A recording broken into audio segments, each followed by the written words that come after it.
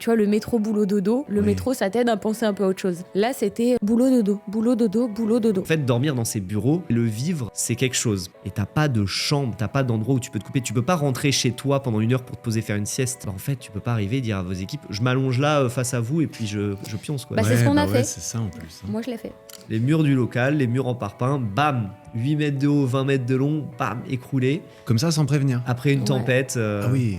Moi, quand j'ai dit à ma famille que j'allais tout plaquer pour monter à Paris et vivre de mon art, ma mère m'a dit tu feras actrice sous les ponts. Très vite, on s'est un petit peu perdu en disant ok, faut aller là où il y a la simplicité, là où il y a les vues, là où on peut se faire de l'argent pour payer notre loyer. C'est la phrase que j'aime bien dire, c'est un gagnant est un perdant qui a réessayé. C'est fatigant d'arriver tous les jours au bureau et d'avoir le smile. Là où t'as juste envie d'être chez toi et de chialer ta race et de dire mais les factures elles sont là et moi je me paye pas, bordel de merde, tu vois, j'ai mon loyer aussi à payer, tu vois. Charles, Mélanie, ça fait très plaisir de vous accueillir sur le podcast et en plus dans vos studios à Paris. Donc merci de m'accorder un peu de votre temps très busy, si j'ai bien compris. Merci à toi, c'est cool. Ouais, avec plaisir. Comment vous allez ? Ça va bien ? Ouais. Ça va. Ouais, grosse transition en ce moment sur la chaîne, ligne éditoriale, on aura peut-être l'occasion d'en parler, mais en termes de business et en termes de création, il y a une transition. Donc on est à tâtons en ce moment. On essaye de se recalibrer un peu sur tout ça. Et niveau perso, parce que je demande comment ça va et ça part directement sur... Alors le travail. Alors tu m'appelles. Alors comment te dire non, au niveau perso, ça va. On a eu beaucoup de remises en question aussi de ce côté-là. Mais tout va bien, hein. On est très heureux dans notre vie. On a est réussi très à prendre heureux un week-end complet de coupure avec toi le week-end dernier. Oui, s'est on a croisés. fait un petit week-end. Un petit week-end de coupure entre entrepreneurs, créateurs, c'était très dans cool. le sud, pour l'anniversaire de Tristan de Feuillet-Vent, d'ailleurs, qui nous a tous réunis. C'était vraiment très, très sympa. C'était génial. Ouais. Vous avez pu décompresser un peu quand même. C'était la première fois depuis longtemps qu'on a vraiment coupé pendant 3 jours. Années. Depuis quelques années. Je crois depuis carrément qu'on est sur YouTube, on n'a jamais déconnecté. Bon, on réussissait à se déconnecter un jour, par-ci par-là, forcément. Ouais, tu vois, une sinon on n'aurait pas mais survécu. Quoi. 2 jours de suite, 2 nuits de suite. 2 nuits de suite, 3 jours, ouais, non, ça fait longtemps. Ouais. Wow, vraiment purée. déconnexion totale, pas de téléphone, c'est un kiff. C'est un peu, moi qui vous connais, en tout cas des réseaux depuis un bon moment, depuis plusieurs années que je suis vos aventures, autant sur Insta que sur YouTube, ça donne l'impression que ça bombarde quand même. Hein. Niveau à gauche, à droite, quand tu regardes les vidéos, tu te dis... Moi, je regarde les vidéos, ça me donne le tournis des fois. De me dire, les mecs, mais ils ont tourné combien de trucs différents pour une seule vidéo de 25 minutes ? Là, justement, là, on se calme sur ça. On essaie de se calmer. C'est pas rentable d'un point de vue financier, mais aussi énergétique, tu vois. Ouais. En termes même de création, en fait, c'est trop. En fait, on était sur un niveau de production, pas de production technique, mais de production de ton énergie qui est similaire à ce que font les Américains, avec des équipes énormes. Et parce que c'était notre grosse inspiration. Du coup, on s'est calmé. Là, on se dit, OK, on faisait, comme tu dis, 50 scénarios différents dans une même vidéo, 50 tableaux différents dans une même vidéo. On voyageait à droite, à gauche, machin, etc. OK, aujourd'hui, et si on réduisait ça, on divisait ça par 10, mais on travaillait sur beaucoup plus de qualité. Donc, c'est-à-dire qu'au lieu de faire, dans une vidéo où on teste des mythes, 50 mythes, on va en tester que 5. Mais par contre, les 5 mythes, c'est des sacrés mythes. Entre guillemets, plus gros, plus en profondeur. C'est ça. Ouais, c'est ça. En fait, on prend plus le temps. On réfléchit un petit peu plus aussi nos vidéos et le contenu qu'on veut proposer. Et derrière, on essaye aussi d'avoir on va dire un semblant de vie un peu plus calme. Quand ça tourne pas, et les de moins caméras. voyager, c'est ça, de moins bouger, de prendre plus le temps. Ou alors de voyager plus près aussi pour pouvoir avoir plus de temps aussi et de repos physique et mental, quoi. Ouais, j'imagine. Parce que là, on a sauté un peu dans le vif. Charles et Mélanie, c'est notamment une chaîne YouTube de 1,3 million d'abonnés, une deuxième chaîne YouTube de 2 millions d'abonnés, où c'est plus du parcours pur et plus international. Ça fait des années que vous faites des vidéos sur YouTube. On va revenir aussi sur la création, parce que là, on a bombardé. Enfin, pour ceux qui ne connaîtraient pas vos concepts les plus connus, c'est souvent, justement, vous testez des mythes de la vie courante, des mythes des jeux vidéo. Est-ce qu'on peut vraiment faire un looping comme dans Sonic ? Il y a une vidéo là-dessus, il y en a même, c'est même parti de 2 vidéos. Des fois, vous en balancez 50. Est-ce qu'on peut escalader un immeuble avec des ventouses ? Beaucoup de choses comme ça. Vous faites des expériences aussi. Ouais, tout à fait. Des expériences de la survie aussi. Exactement, de la survie, du dépassement de soi. Donc, c'est ça. beaucoup de challenges quand même physiques et mentaux que vous imposez, on dira, à tous les deux. Ça, c'est ce que vous faites un peu aujourd'hui. Et moi, j'aimerais bien revenir un tout petit peu sur votre parcours et comment vous en êtes arrivé là. Parce que Charles et Mélanie, c'est une chaîne YouTube, on pourra dire une marque, mais c'est aussi un couple et deux êtres humains tout à fait. qui ont dû se rencontrer une fois. Et si je me souviens bien ce que j'ai entendu, vous vous êtes mis ensemble pas si loin du moment où vous avez créé votre chaîne YouTube tous les deux. 6 mois. Ouais, même pas 6 mois. En fait, on avait chacun envie de faire une chaîne YouTube. Ça se ressemblait un petit peu au niveau des idées. Et du coup, en fait, quand on s'est rencontrés, même pas 6 mois après, on l'a fait, quoi. Okay. On a sauté dans le YouTube game. Mais on s'est dit sans prétention, en mode, on teste, quoi. Si ça marche, tant mieux. Si ça marche pas, tant pis. On s'amuse. On fait les vidéos qu'on a envie de faire. On partage ce qu'on a envie de partager. En couple, on savait que c'était un challenge de faire ça en duo, en couple, etc. On le savait déjà. Parce que forcément, chacun a sa personnalité, ses idées, ses trucs et tout. On se dit, c'est pas grave, on essaye. Si ça prend, tant mieux. Si ça marche, tant mieux. Et puis voilà, et ça a marché, ça a pris, donc tant mieux. Effectivement. Et comment c'était quand ça ? Comment est-ce que vous vous êtes rencontrés et c'était quoi votre parcours individuel avant le moment où manifestement vous vous êtes mis en couple et là votre vie a complètement changé avec la chaîne YouTube et tout ? Qu'est-ce que vous faisiez avant en fait ? Ça c'est fou parce que j'ai l'impression que toi quand je t'ai rencontré, t'avais 24 ans. Ouais, je crois que c'est ça. T'avais eu 1000 vies et moi pareil, tu m'as rencontré, j'avais 24 ans aussi et j'avais eu 1000 vies. Donc en fait, chacun avait vécu vraiment 1000 vies avec... Je te laisse commencer peut-être par toi, ce que tu as vécu avant YouTube. Ah, oula. C'était quand que vous aviez 24 ans pour le contexte ? C'était il y a 5 ans. Il y a 5 ans. Ouais. Oui. Ouais. Parce que je viens d'avoir 29 ans. J'allais dire, je suis encore 28. Ça va, je suis le plus vieux autour de la table. Et non, mais tu sais que quand on me demande, je dis que j'ai 25 ans. Ouais. Et des fois, j'y crois dur comme fer. Mais dans ta tête, c'est croyable, hein, c'est crédible, j'ai envie de dire. Ouais, le week-end qu'on a passé ensemble, tout le monde a dit que j'avais à peu près 24-25 ans. Je reste là-dessus. C'est parfait. Je suis très heureuse. Du coup, alors moi, j'ai fait beaucoup de choses. J'ai fait des études en psycho. Après, j'ai travaillé en bar, en resto, en boutique. Okay. J'étais responsable de boutique et tout. Et puis un jour, je suis montée sur Paris parce que j'avais des amis photographes. Et du coup, je suis rentrée en agence. J'ai fait pas mal de trucs dans le mannequinat. J'ai fait de la photo. J'ai fait tellement de choses, vraiment, genre 1000 vies. Où je me dis qu'à 24 ans, je pense qu'il n'y a pas la moitié des jeunes qui ont vécu autant de choses qu'on a pu vivre aussi. Et puis après, voilà, on s'est rencontrés.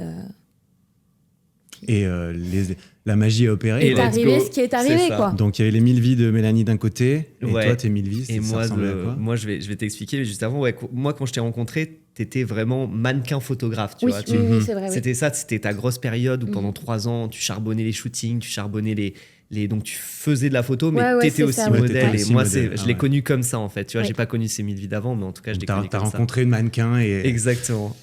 Et voilà. Et justement, les histoires vont se connecter, tu vas comprendre, parce que moi, j'étais aussi, quand je l'ai rencontré, dans cette période-là de mannequinat sportif. Okay. Donc moi, en fait, j'ai commencé très tôt l'art du déplacement, le parcours.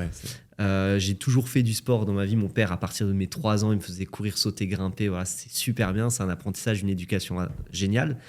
Et j'ai commencé très tôt, à partir de mes 12-13 ans, à faire vraiment sérieusement du parcours d'art du déplacement. Et en fait, j'étais tellement allergique au système scolaire, etc. J'avais beaucoup de problèmes avec ça. J'étais doué à l'école, mais je détestais l'école et je m'y sentais très, très mal. Et j'adorais apprendre. C'est ça qui est ironique. Qu'au final, je me suis déscolarisé à mes 16-17 ans. Donc très tôt, ma famille voulait pas que je me déscolarise, évidemment. C'est-à-dire pendant le lycée ou... Ouais, j'ai pas passé mon bac. T'as pas passé ton bac ? T'as pas de bac ? Non, j'ai pas de bac. T'as pas de bac, ok. Et tu vois, j'ai un diplôme de niveau bac, mais j'ai pas de bac. On aime bien en rigoler, tu vois, sur la c'est marrant, c'est ça. C'est marrant.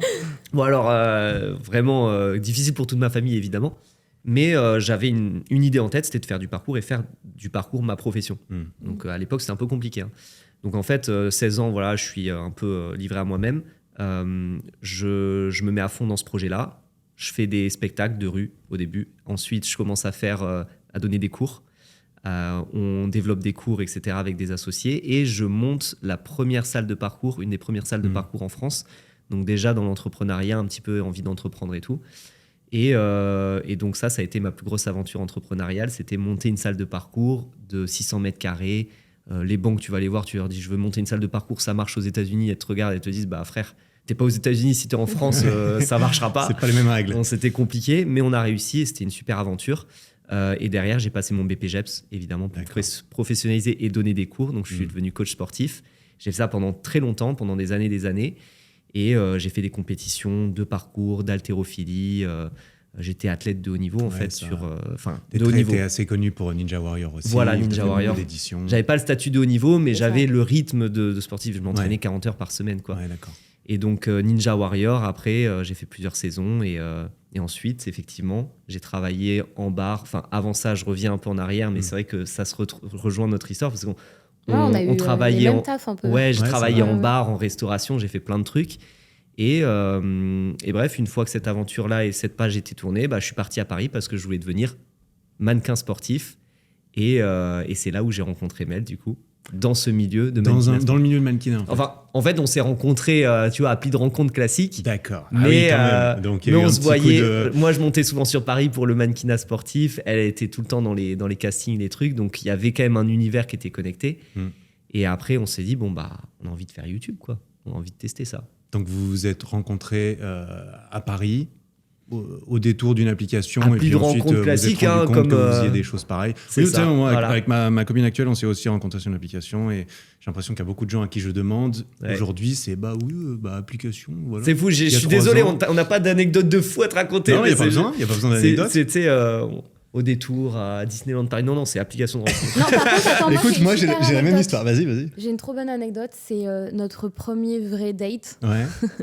Où genre, je fais un effort de dingue, je mets une petite robe, je mets des talons et tout. Ouais. On va Charles, il arrive en jog. Non, Je l'ai bien habillé. T'es bien habillé. Avant, il s'habillait un petit peu, tu vois, quand il voulait me séduire. Okay. Et en fait, on est dans le métro et il y a grave de monde et tout. Tu te rappelles, il faisait un peu moche. Je sais plus quand est-ce que c'était la période. Et en fait, quelqu'un me pousse dans le métro. On descend les escaliers. Du coup, je tombe dans les escaliers. Il est devant moi. Je lui tombe dessus. Et en fait, vraiment, genre, il y a quelques marches. Il tombe comme ça. Et puis, je lui tombe dessus. Et on se regarde comme dans les ça. films, tu vois. Comme dans les films. Ah ouais. Et du Là, coup... vous êtes regardés dans les yeux. Il y a eu des contacts physiques obligatoires. Ouais. Mais voilà, c'est ça, la c'était le petite premier anecdote. date. Ouais. T'as dit premier vrai date parce qu'il y a eu des faux dates avant ou... Non, mais Non. tu vois, c'est C'était là le où truc on s'est dit, formel, sérieux, ouais, on se ouais, voit, c'est ça, oui. On va passer un moment les yeux dans les yeux, on va faire attention. Exactement. Vous avez fait quoi? Ouais. Petit resto On a fait quoi? On a fait sortie comment ça s'appelle On est allé à Montmartre, Ouais, on a sûrement bu un chocolat chaud, puis après... Ouais. Enfin, moi, je me rappelle surtout lui être tombé dessus, quoi, tu vois. Ouais, ça Je vais ça pas te rend le souvenir mentir. marquant. ça t'a marqué. Ouais, grave. Ce qui est marrant, c'est qu'au début, C'est on se honte. rencontrait vraiment sans... Enfin, c'était pas pour que ce soit sérieux à la base, tu vois. Ouais. Parce qu'on sortait tous les deux d'une relation longue et tout. Ouais. Et c'est fou comme tu vois, ce qui c'est là où on en est aujourd'hui, avec nos intentions de base, c'est tellement diamétralement opposé. À la base, on voulait juste se voir comme ça, vite fait, en mode... Tu connais les applications de rencontres, c'est pas forcément... Tu peux chercher l'amour ou tu peux chercher juste à t'amuser, quoi. Nous, c'était plus la deuxième option. Toi aussi, Mel, t'étais plus dans une optique, ouais, vite fait, je m'amuser. Oui, après voilà. Après, on Enfin, sait moi, jamais, je dis pas, hein, j'ai si eu on un coup de trouve, foudre dès que je l'ai ah vu, bah oui. donc Ouais. voilà. Il semble que ça a été relativement réciproque parce que tu lui es tombé dessus et il a plus, là, aujourd'hui, je peux plus se débarrasser de toi. Aujourd'hui, je peux apparemment. pas dire que t'es mon plan cul, tu vois, ce serait bizarre au bout de 5 ans. Ce serait quand même, ce serait spécial. Mais c'est ça qui est marrant, c'est que vous avez fait énormément de choses, Ouais. vous vous retrouvez, et c'est dans tout cet amalgame-là, vous êtes quoi? Vous travaillez toujours au début quand Ouais. vous côtoyez, et c'est là que vous vous regardez dans les yeux une fois et vous dites, et si on lançait une chaîne, le truc qui n'a rien à voir en fait. Ouais, Une carrément. chaîne YouTube, vous Ouais. faisiez quoi? Donc tu faisais toujours du mannequinat, toi aussi? Ouais, Bah, c'est À ça. cette époque? Mais moi, j'ai été élevé avec YouTube, tu vois. Oui. Désolé, je t'ai coupé Non, la non, parole. vas-y. J'ai été élevé avec YouTube. Ça a été un rêve de gosse depuis toute ma vie que de créer une chaîne YouTube et d'avoir une chaîne YouTube, tu vois. Et j'ai fait de la vidéo, du coup, depuis très très jeune, je faisais de la vidéo. J'avais une chaîne YouTube et je faisais des petits montages, voilà. Comme, Ah, t'as eu comme- une petite chaîne vite Ouais. fait pour Et faire puis, vu que tes je faisais du parcours, forcément, bah, c'est Oui. très visuel et tu peux faire des trucs assez sympas. Donc, il y avait ça. Et pour moi, c'était là l'occasion, une nouvelle vie. Je vais à Paris. Bon, bah, vas-y, on teste un truc, quoi. Ah oui, carrément. Et pour moi, du coup, j'avais plein de potes en fait qui faisaient YouTube. Et j'avais déjà participé à des tournages YouTube. Ah oui. Ouais. Et en fait, je sais pas, je me rappelle, j'étais avec mon meilleur pote et tout. Et un jour, je dis, vas-y, j'ai envie de lancer la chaîne. Et on commence à tourner une vidéo parce que du coup, mon pote était photographe et vidéaste. Et puis, je dis, vas-y, je commence et je galère. Et je dis, non, c'est pas ça que je veux faire et tout. Et je laisse un petit peu le truc de côté, mais toujours en me disant, OK, j'ai vraiment envie de faire ça, j'ai envie de tester des trucs et tout. Et du coup, après, quand on s'est rencontrés, ça a fité, quoi, tu vois. Mmh. Ah oui, là, vous aviez vraiment... On a bien C'est fou quand même de tomber sur quelqu'un qui a la même petite envie derrière, ou même qui a déjà joué. Autant toi, tu avais déjà participé à des vidéos, à des tournages. Autant toi, t'avais fait des petits montages. Et là, vous tombez, et puis bon, du coup, c'était un peu une évidence. Puis c'est très complémentaire, parce que, tu vois, moi, je suis beaucoup dans la performance, c'est très visuel et impressionnant ce que je fais. Mais en termes d'animation... je suis beaucoup moins spontané et drôle que va être Mélanie, par exemple, où elle ajoute toute cette dimension tout public, où vraiment les gens s'identifient à elle, parce que tous les gens ne sont pas des athlètes, tu vois. Et du coup, il y a beaucoup de gens qui s'identifient à Mélanie, qui la font, enfin, tu les fais rigoler, etc. Tu es très spontané. Et du coup, moi, je rajoute le côté impressionnant, et tu as une sorte de mix qui est très intéressant entre le côté un petit peu athlète impressionnant et tout public divertissement. T'as une sorte d'univers qui se crée et qui fait que ça marche quand on est en duo. On parlerait pas du tout aux mêmes personnes si on était chacun de notre côté, tu vois. Ouais, parce que votre thématique, tu l'as un peu résumé, c'est quelque part des performances ou du sport et du divertissement, et vous mélangez tout ça dans un format qui plaît à n'importe qui, en fait. Ouais, concrètement, Après, ça n'a pas été fait tout de suite. Non, hein, ça, je me doute qu'il y a eu un processus. Clairement. Dès le début. Comment ça a été votre processus? Parce que moi, j'ai été revoir un peu. C'est quoi qu'ils ont fait comme toute première vidéo et tout. Alors comment vous avez trouvé justement ce fit entre vos deux personnalités, vos deux personnages peut-être même, si je puis dire, et votre niche de création? Comment vous avez Mais tu sais qu'on est encore en train de fignoler, évidemment. C'est une constante évolution, mais au bout de 4 ans, ça fait 4 ans et demi. 4 ans et demi, ouais. On est encore en train de fine-tuner, d'ajuster, tu vois, ce genre de fonctionnement. Moi, c'est pareil, j'ai envie de dire, il y a peu de créateurs ou artistes qui peuvent se contenter du même style, de la même patte, et que ça concorde avec leurs envies. Bien sûr. Toute une carrière. Tout évolue. Et du coup, c'est d'autant plus compliqué. Alors déjà, c'est compliqué solo, mais là, on est en duo, donc il y a 2 personnalités, il y a 2 valeurs, etc. Bon, on a les mêmes valeurs, donc ça, c'est cool, ça facilite les choses. Ouais, quand même. Dépassement de soi, entraide, expérience, tu vois. Mais effectivement, il faut de la place à chacun sur la chaîne pour s'exprimer, pour avoir son identité, etc. Et ça a été dur. Au début, on faisait des tutos parcours. Ouais, au début, on était complètement dans mon univers. On était vraiment dans mon univers, tu vois, parce que c'était, on va dire, la facilité. C'était impressionnant, les gens, j'avais déjà une communauté sur ça. T'avais quand même un sacré niveau aussi, toi. T'as fait des grosses compétitions. Ouais. T'as un sacré niveau mondial, en tout cas à ce moment-là. À l'époque, ouais. Donc c'était évident que, en plus, il y a toujours eu c'est là, on pourrait y revenir, mais ces vidéos POV de parcours super impressionnantes qui ont inondé Internet à un moment donné, il y a longtemps, et toi, tu avais le niveau pour faire ça. Donc c'était le truc, le côté différenciant qui était plus facile à... Mais si tu veux l'anecdote, en gros, comment ça s'est passé, donc du coup, un jour, on a décidé d'habiter ensemble et tout, et qu'ils viennent réellement maintenant venir vivre sur Paris, parce que du coup, j'habitais déjà sur Paris à ce moment-là. Donc il a emménagé chez toi? Non, on a pris un appart. Ouais, j'étais en coloc avec une copine et tout. Et puis un jour, je lui ai dit, au fait, du coup, j'emménage avec mon mec. Merci, au revoir. Merci, au revoir. Et donc, du coup, on a trouvé notre appart. On vivait à Pantin, dans un 30 mètres carrés qui nous coûtait 1 100 € tous les mois. Ah oui, quand même. On a pété le PEL. C'est bienvenu à Paris ou c'est juste pas... Ah si, c'est bienvenu à Paris. Parce que la zone était vraiment pas exceptionnelle. On n'était pas à Neuilly ou tu vois, c'était vraiment... c'était un peu la zone. Pas fou. Et en fait, si tu veux, ce qu'on faisait, c'est que du coup, on a pété toutes nos économies pour pouvoir se dire, OK, est-ce qu'on fait vraiment? Et si on fait l'aventure, on le fait à fond. Tu vois. Et donc, du coup, on s'est regardé, on a dit, OK, let's go. Sauf qu'au bout d'un moment, les économies, il n'y en a plus, tu vois. Vous travailliez toujours en même temps? Vous êtes passé de l'un à l'autre directement YouTube? En gros, ça a été très progressif. On continue à garder nos jobs dans le mannequinat sportif. Mais si tu veux, ces trucs-là, c'est pas forcément ultra bien payé. Ouais, puis c'est peut-être Puis pas t'en as pas super beaucoup. régulier. Et t'en quoi. as Ouais, pas c'est ça. tout le temps, etc. Parce qu'il y a Très beaucoup de stable. monde. Ouais, c'est ça. On s'est dit, ok, Charles, il est trop fort en montage. Moi, je suis une pipe. On n'avait pas de quoi se payer un monteur. Donc, du coup, Charles faisait les montages. Il restait à la maison. Le week-end, on tournait. Et moi, j'ai trouvé un job de merde, tu vois, où j'étais payée le strict minimum pour des heures de fou furieux.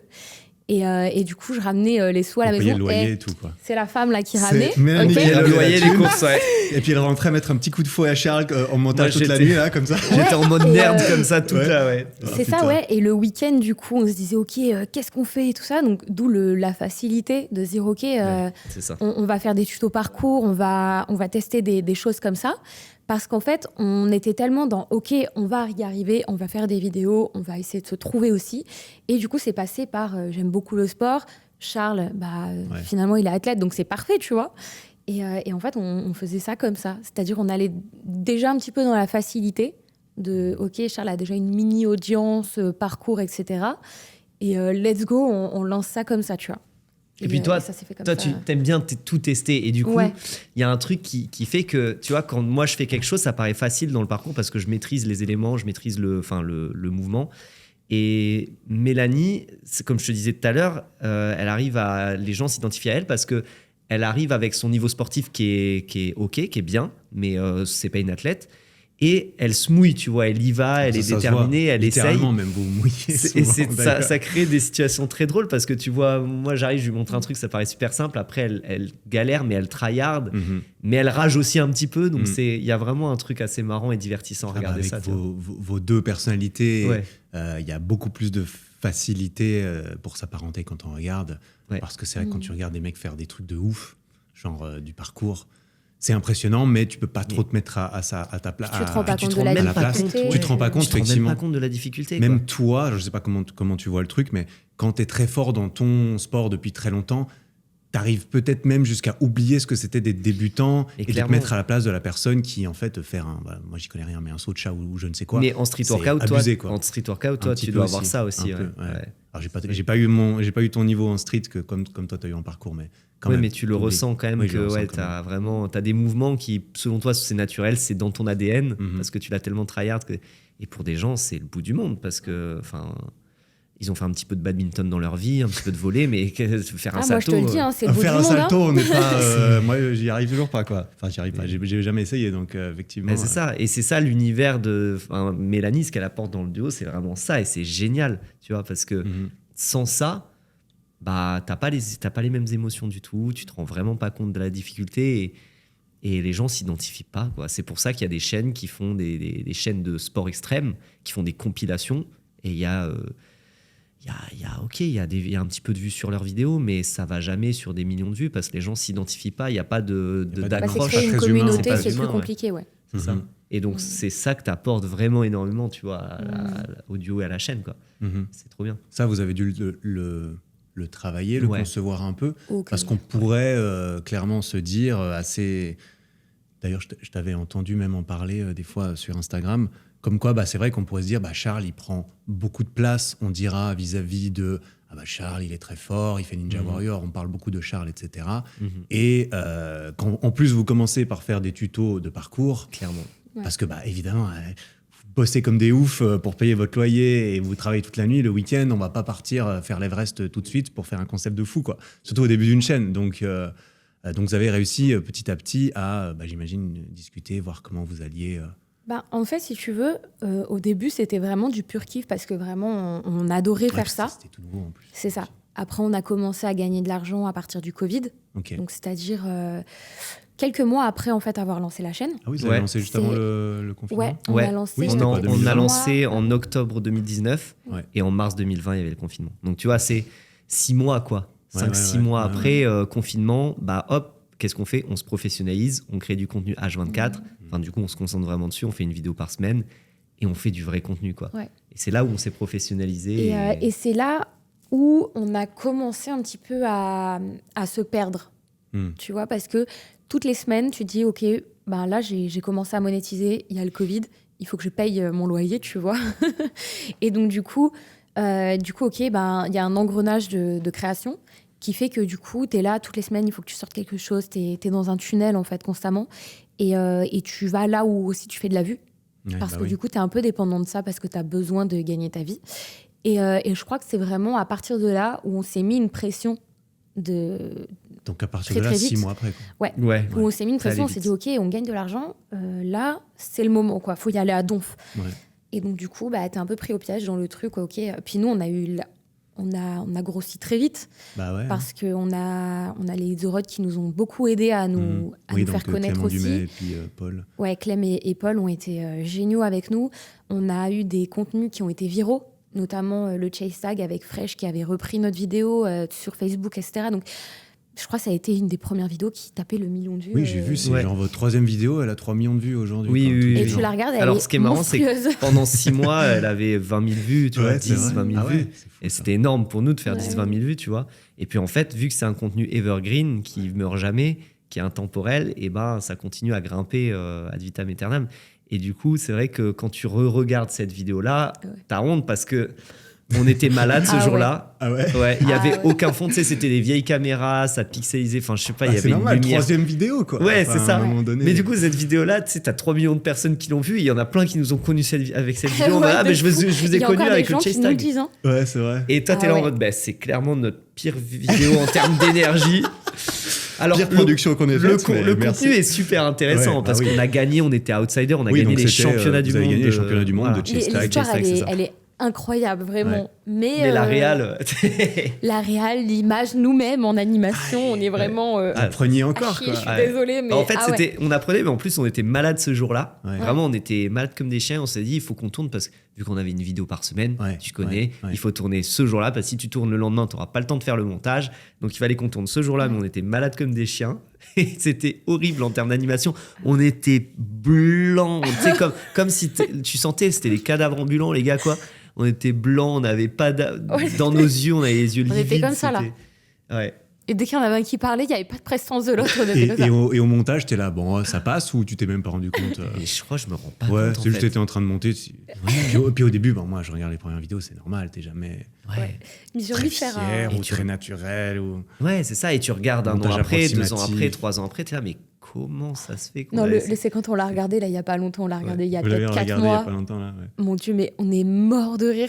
J'ai envie de faire un react parce que vraiment, on a trop de choses à raconter sur cette vidéo. Sur les dessous. Ouais. Et du coup, ça me fout droit. Mais du coup, voilà, tu vois, il y avait cet engrenage pour revenir à ta question. Et du coup, très vite, on s'est un petit peu perdu en disant, OK, faut aller là où il y a la simplicité, là où il y a les vues, là où on peut se faire de l'argent pour payer notre loyer, grossir, etc. Surtout qu'au début, c'était 500 € par mois, 300 € par mois. Enfin, c'était pas... On parle pas de grosses sommes, quoi. Non, bien sûr. Parce que là, c'était Covid. Et à quel moment est-ce que vous vous êtes dit, mannequinat, tout ça, c'est terminé, full vidéo, full création? C'était à ce moment-là, Covid. Donc 6 mois, vous faites un peu les deux. Et à partir de là, vous voyez que vous pouvez peut-être gagner suffisamment votre vie si vous charbonnez comme des fous et vous partez clairement. Et donc le rêve est là, on s'est dit le rêve est à portée de main. On court après, puis c'est là que vous êtes rentré dans... Ouais. Et puis on a eu de la chance, petit aparté, mais petite anecdote aussi. Vas-y, elles sont cool ces anecdotes. C'est que, en fait, en gros, on est allé aux États-Unis donc seulement au début pour 10 jours. Et c'était juste avant le Covid. Au bout de, je sais pas, je crois que c'était 1 semaine, donc 7 jours, le consulat nous appelle, il nous dit qu'il faut rentrer en France. Parce que c'est Covid, on ferme toutes les frontières, machin et tout, tu vois. Et nous, avec Charles, on n'avait pas d'argent pour rentrer en France. Enfin, on avait, Vous étiez partis là-bas pour... Non, on avait un aller-retour. Ouais, mais c'était... on avait l'aller-retour. On avait l'aller-retour. Sauf que, c'était un billet qu'on avait déjà pris. Sauf que le retour, il nous faisait arriver, je vais dire le 10 mars, par exemple, tu vois. Et le consulat nous appelle le 7 et nous dit, il faut rentrer en France. Nous, maintenant, le 7... il fallait qu'on annule notre billet le 10 pour prendre un billet le 7 qui était à 3 000 €. Enfin, 3 000 par personne, c'était affolant. C'était les on n'avait pas l'argent pour de toute façon pour rentrer. Donc nous, on a dit, OK, on va faire quoi? On va déjà perdre beaucoup d'argent pour rentrer en France, pour rien faire, pour être confiné dans notre 30 mètres carrés à Pantin, pour se regarder dans le blanc des yeux et pas pouvoir continuer à faire YouTube alors qu'on avait pris la décision de commencer à vraiment cravacher. Ou on reste aux États-Unis, on se confine aux États-Unis, ce qui est quand même beaucoup plus... il y avait beaucoup plus de liberté. Chaque habitant, on était dans le Colorado, et chaque habitant s'auto-confinait et ils étaient assez responsables. Donc en fait, si tu as envie de sortir, tu sors, mais tu vas pas tu t'approches pas à plus de 3 mètres de chaque personne. Ouais. Et il y a des grands espaces, donc tu peux quand même continuer à faire des sorties, etc. Mais il fallait vraiment réguler le truc et pas approcher les gens, etc. Et puis on connaissait pas Covid, on s'est dit attends, on prend un risque. Moi, je suis asthmatique, tu vois, j'ai des problèmes de santé. On a tous eu plus ou moins peur au début, en tout cas, ça c'est sûr. Donc là, en fait, la solution, c'était d'aller... Mais elle est asthmatique, comme elle te dit, et du coup, il fallait aller dans un aéroport international pour prendre le truc. Il y avait une sorte de pandémie mondiale, et on s'est dit, en fait, non, on va rester. On va rester dans le Colorado. On était accueillis par une famille, on était hostés par une famille franco-américaine qui était adorable, c'est notre deuxième famille, tu vois. On s'est dit, en fait, on a tout là. On va pas rentrer. Je me rappelle, Nathalie, du coup, la maman de famille, nous a dit en vrai, restez quoi. On vous loge, on vous nourrit, on vous blanchit, enfin vraiment. Oui, on s'est pas invité. Hein. C'était une proposition.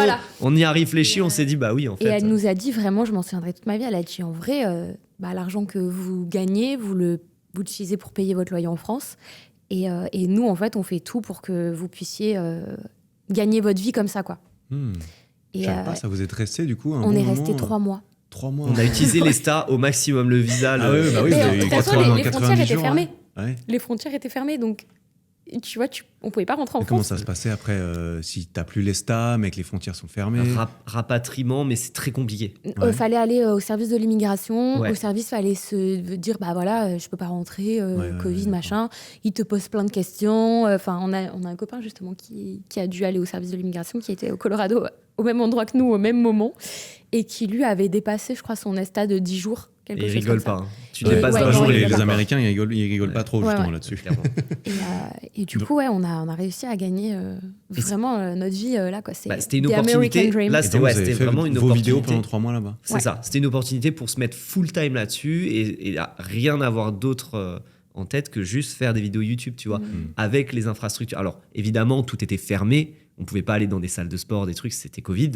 Mais on avait quand même accès à des grands espaces immenses. Là, le Colorado, c'était immense. Donc, on pouvait quand même continuer à un peu sortir en faisant attention et à créer nos contenus dans le jardin de la maison. Et donc, il y a vraiment une sorte de switch qui s'est fait à ce moment-là, une sorte d'opportunité qui s'est créée et on a sauté dedans. Mais quand ça s'est créé, on a dit OK, on y va, faut faire de l'argent. Ouais, parce qu'en plus, pendant ce temps-là, il y avait toujours les 1100 € de loyer français à payer avec votre appart là-bas. Et donc, au bout de 3 mois, vous rentrez quand même et vous continuez le charbon. Et là, on continue sur la lignée, du coup. Dans la lignée.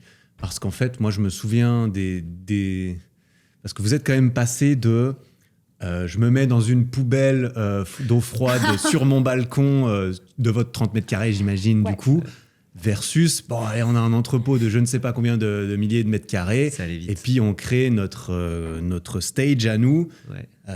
Surtout qu'à un moment donné, on n'avait pas été loin de faire une vidéo ensemble et justement, le Covid est venu nous mettre un tacle derrière. Ça, c'est quelque chose que personne ne connaît, je pense. Que tous les gens qui écoutent, typiquement ma vidéo Wim Hof que j'ai fait, où à la fin, j'allais me baigner dans le lac gelé. Génial. Pendant longtemps, on était en discussion pour y aller avec Charles, Mélanie et Guillaume de Super Eco pour qu'on aille justement tous en Suisse faire ça. Et puis, ça a été la galère parce qu'il fallait que vous traversiez la frontière. Je me souviens qu'on avait encore fait des appels pour s'organiser avec Mélanie et Guillaume. Et ça n'a pas pu être fait. Et donc, vous en y étiez retourné à vous faire des bains froids toutes les heures pendant 24 heures sur votre balcon avec les moyens du bord. Un peu moins sexy, mais très efficace. Putain, encore des cauchemars. Les vidéos ont très bien marché en plus. Ouais, clairement. Ouais, la vidéo a... on a bien cartonné cette vidéo. La souffrance fait marcher. Plus on souffre, je t'avoue que je connais. Je connais aussi les miniatures où tu souffles, les challenges où tu souffres. Bizarrement, les gens adorent voir ça. Vous aimez bien. C'est un peu justement une spirale dangereuse parfois. Savoir quand s'arrêter. Savoir quand s'arrêter. Et comment est-ce que vous en êtes passé à ça? Ça a explosé si rapidement, vous avez tout réinvesti là-dedans parce que... Ouais, en fait, c'est ça. C'est en fait, si tu veux, à partir du moment où le loyer... Ça n'a pas forcément explosé d'un coup. Hein. Ouais, non, d'un coup, mais... Non, mais c'était rapide par rapport à... Je dis ça parce que vous avez quand même 4 ans et demi, 1 300 000 abonnés. En fait, c'était une belle croissance. On n'a pas eu un pic d'un coup, c'était très régulier, mais très régulier, rapide. Tu vois, c'est ça en fait, c'est progression pas exponentielle, constante, mais rapide. Une bonne pente. Moi, il faut savoir que je suis un fan des analytics, des data, de l'analyse de la plateforme YouTube et tout. Mélanie m'avait dit. En fait, on a la chance d'être très complémentaires, comme je te disais au début. Donc, moi, je vais faire des trucs super impressionnants, mais elle va être très rigolote, elle va être très spontanée et beaucoup de personnes vont s'identifier à elle. Les personnes sportives vont s'identifier à moi, etc. Et il y a un truc qui fait que on a rapidement créé une communauté entre ça et moi, de mon côté, la connaissance que j'amenais sur les formats YouTube, amener des choses qui marchent. Donc, toi, tu étais plus dans l'étude de ce qui marche sur YouTube, exactement. Les miniatures, hein, toutes ces histoires, tous les backstage. Tout ça, voilà. Pourquoi ça clique, pourquoi mais il ça... est encore, hein. Et je le suis encore. Ah je suis oui, vraiment. Les gens regardent encore. Il adore ça. Je suis vraiment un fou. Ah oui. Et tu vois, on prend encore des calls de consulting avec des mecs qui travaillent avec MrBeast, des mecs qui travaillent avec les plus gros youtubeurs au monde. Et on réinvestit tout dans le développement de notre chaîne. Tu vois, à partir du moment où le loyer est payé, les courses sont payées, et ben, on prend très peu d'argent de poche, voire pas du tout. Et derrière, c'est vraiment full investissement. Et ça, depuis 4 ans et demi. Chaque euro qu'on fait en plus du loyer et des courses sont mis à la disposition de la boîte pour grossir. Et je t'expliquerai ça, parce que ta question, c'est ça, c'est comment vous êtes passé de ça à ça en si peu de temps. Bah, c'est une sorte de coordination entre déjà ce qu'on propose sur YouTube qui n'existait pas. Parce que, évidemment, c'est d'un point de vue business et marché, c'est l'offre et la demande aussi. Tu vois, si on était arrivé dans le marché du gaming, bah, je peux pas te garantir qu'on ait eu ces résultats, même avec toute la déterre du monde et même avec toute l'analyse du monde et tous les investissements au monde. Donc, c'est aussi une question d'offre et de demande. On a créé une offre qui n'existait pas, où il y avait de la demande. Donc, il y a ça, premièrement. C'est dans un bon marché qu'on a créé. Et en plus de ça, grosse déterre, tryhard, analyse énorme pour se remettre en question en permanence, pour créer des choses qui marchent, et pas seulement qui sont visuelles, mais qui marchent auprès de l'audience et que l'audience demande, et de l'investissement. Donc chaque denier qu'on fait en plus du loyer et des courses est réinvesti dans la boîte pour grossir, pour recruter des équipes, pour louer un local, pour développer des projets toujours plus gros, toujours plus fous. Et du coup, ça crée une sorte de momentum, tu vois, un peu vertueux, qui fait que ça grossit vite. Après, bon, tu peux vite trouver un plateau aussi avec cette dynamique-là. Hein, tu vois, ça grossit pendant un moment, et après, on a eu des plateaux aussi. Et donc, il faut trouver les mécanismes et les trucs pour péter ces plateaux et repartir en momentum. Et c'est ça qu'on fait aussi un petit peu en ce moment. Mais je pourrais répondre à cette question-là comme ça, tu vois, avec tous ces facteurs-là, ça grossit vite. On a beaucoup, nous, en fait, on a beaucoup, même H24, en fait, des remises en question sur tout ce qu'on fait. Et tu vois, l'avantage d'être deux, c'est que du coup, tu avances vite aussi, mais tu avances aussi lentement sur certaines choses. Par exemple, genre comment est-ce qu'on est venu à faire exactement ce qu'on fait aujourd'hui, tu vois, plus de divertissement, à avoir chacun sa place, parce qu'on est quand même 2 personnes, même si on a des trucs en commun, on est totalement opposés sur beaucoup d'autres choses aussi. Ouais, vous êtes complémentaires, quoi. Ouais, c'est ça. On est complémentaires, mais aussi très, très différents. Et en fait, ça vient beaucoup de toutes nos remises en question. C'est-à-dire que chaque chose qu'on va entreprendre pour, par exemple, on va prendre un local, bah ok, mais derrière, il y a d'autres choses auxquelles il faut penser, qui sont super importantes, et c'est comment est-ce qu'on fait la place à ces choses-là aussi. Et si tu te remets pas constamment en question sur tout ce que tu fais, ben, en gros, tu peux investir aussi tout ce que tu veux, tout ton argent dedans. Bah, il y a des blocages au bout d'un moment, tu vois. Ah bah oui, mais encore plus quand là, je reviens sur ce que tu dis, le momentum, on réinvestit tout, toujours plus gros, toujours plus fort.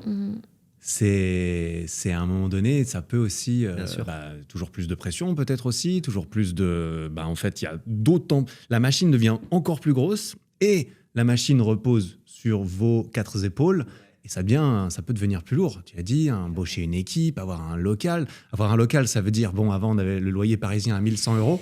Maintenant, on a un entrepôt. Maintenant, on a 400 mètres carrés, 5 000 balles par mois. Voilà, maintenant, c'est 5 000 balles de loyer. Ouais. Mais il faut que ça rentre aussi à ce niveau-là. Et on est totalement alignés. En fait, c'est très pertinent ce que tu dis. C'est vraiment ce qu'on a traversé il y a quelques mois, il y a quelques années. Tu vois, c'est cette expansion... Tiens, c'est marrant le jeu de mots. Cette expansion. Et on n'est pas là par hasard. Cette expansion constante qui fait que, effectivement, au bout d'un moment, quand c'est pas aligné parfaitement avec ce que tu veux et la pression que tu subis, bah, ça plateau, ça stagne. Et là, il faut que tu restructures ta boîte. C'est ce qu'on est en train de faire en ce moment. C'est ce que je te disais au tout début du podcast, c'est que on stagne parfois. Et alors c'est des stagnations gentilles parce que tu as quand même une petite progression, hein, mais par rapport à ce que tes objectifs et par rapport à ce par quoi tu es passé, tu considères ça comme une stagnation.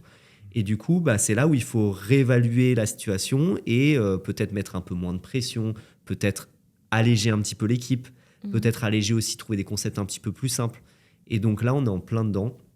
C'est qu'effectivement, toujours plus, c'est pas forcément la solution. On est passé par là, c'était très bien, ça nous a permis d'arriver là où on en est aujourd'hui. Mais ce qui nous a amené à là où on est aujourd'hui ne nous amènera pas là où on veut aller. C'est un bon dicton d'entrepreneuriat, ça aussi. Ouais. Je pense que tu connais. Oui. Ouais. Donc, parce que là, vous avez l'entrepôt, parce que là, vous n'avez plus l'entrepôt. Vous avez gardé l'entrepôt un certain temps et ensuite, il y a eu, c'était trop lourd. Parce qu'en plus, 2 ans. Je dis ça parce que c'est marrant, parce que je trouve ça très intéressant, votre parcours aussi, parce que déjà dans ce milieu, tout le monde a un parcours différent, personne n'a fait l'université de YouTube et ensuite, voilà, tout ça. Donc ça c'est marrant. Mais en plus, vous cravachez comme des fous. Vos résultats d'un point de vue de l'extérieur, c'est monstrueux. Vous faites des millions de vues sur des vidéos.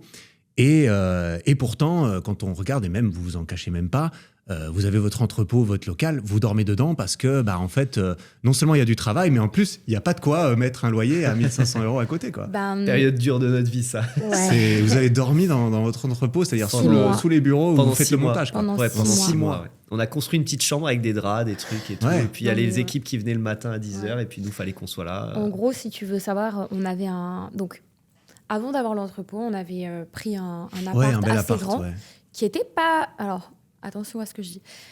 Pas très cher pour Paris. C'est-à-dire qu'on avait 3 chambres, il faisait 90 mètres carrés, une énorme terrasse, etc. Oui, il était beau, il était grand. Voilà, et c'était seulement 1 900 € par mois. Ce qui est énorme, ce qui est énorme pour un loyer, mais par rapport à ce que vous avez dit avant, ça semble raisonnable. C'est pour Paris et quand pour tu regardes notre 30 mètres carrés qu'on avait à Pantin, vraiment, genre ça... Je suis désolée, les gens de Pantin, mais c'est un peu du cul à certains endroits, quoi. Ouais.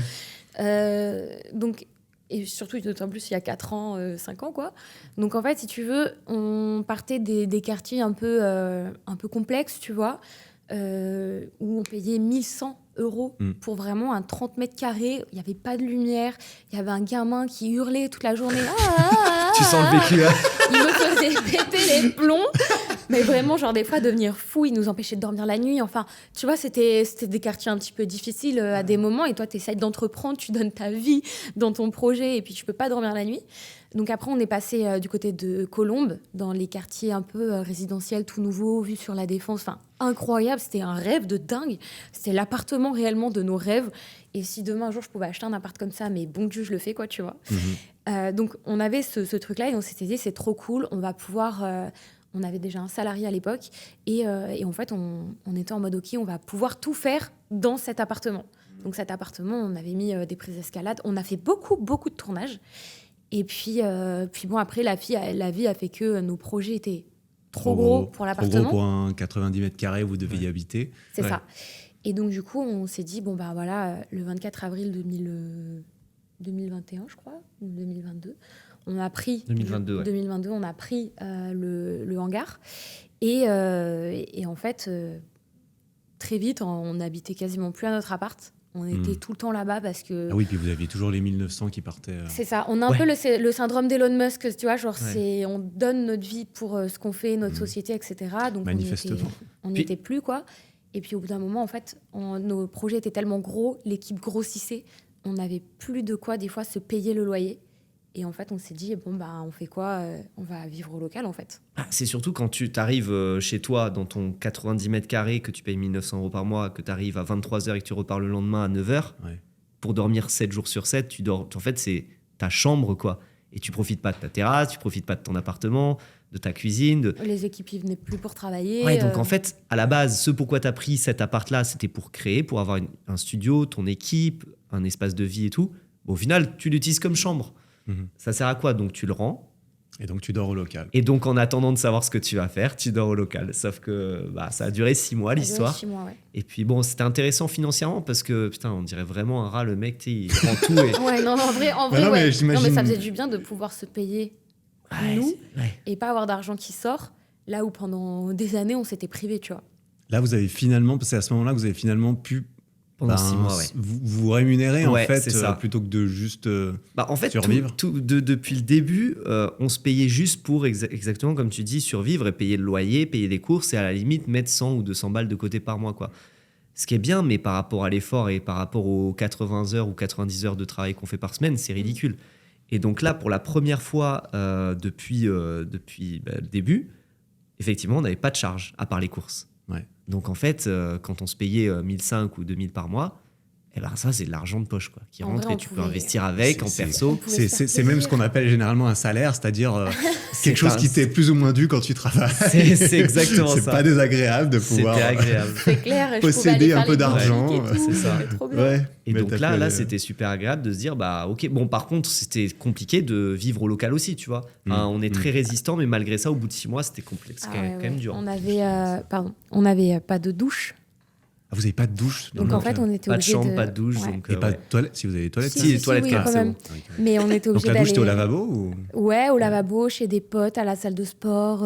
C'était un enfer. Imagine cette tignasse que tu dois laver dans un lavabo de Ouais, merde. Non, effectivement. J'en pouvais plus. Et même pour manger, enfin, on avait une petite plaque Ikea que tu branches là comme ça, que tu pouvais plus te cuisiner des plats, tu vois. Toi qui C'était- aimes bien cuisiner, quand même, c'était. Ouais, qui j'aime cuisiner, j'ai des TCA, je dois faire Ouais. très très attention à ce que je fais. Et ouais, bordel, tu vois, enfin, genre, c'est. Au bout d'un moment, t'es dans un engrenage où juste t'es. Tu vois, le métro boulot dodo, le Oui. métro, ça t'aide à penser un peu à autre chose. Là, c'était boulot dodo, boulot dodo, boulot Boulot, dodo. Tout se boulot, passait au dodo. même endroit. Tu Ouais. dormais. En fait, dormir dans ces bureaux, Ouais. l'expression est belle, mais le vivre, c'est quelque chose. Parce qu'en fait, si tu veux, tu as tes équipes qui sont là et tu n'as pas de chambre, tu n'as pas d'endroit où tu peux te couper. Tu peux pas rentrer chez toi pendant 1 heure pour te poser faire une sieste. Tu vois, si tu as un coup de barre, que tu es claqué parce que tu as fini le taf à 5 heures du matin la veille, en fait, tu peux pas arriver et dire à vos équipes, je m'allonge là face à vous et puis je pionce, quoi. Bah, c'est ce qu'on a fait. C'est ça en plus. hein. Moi, je l'ai fait. Ouais, bah, au bout d'un À un moment, moment donné, au bout quand d'un tu moment, peux t'es plus, obligé. euh, Au bout, t'as plus Ouais. de filtre, hein. T'es là en mode, Mais il faut ouais. que j'aille me coucher. Je crois que, tu sais que vraiment, je restais pendant 6 mois. Je pense, en vrai, j'ai dû peut-être faire une petite dep, tu vois.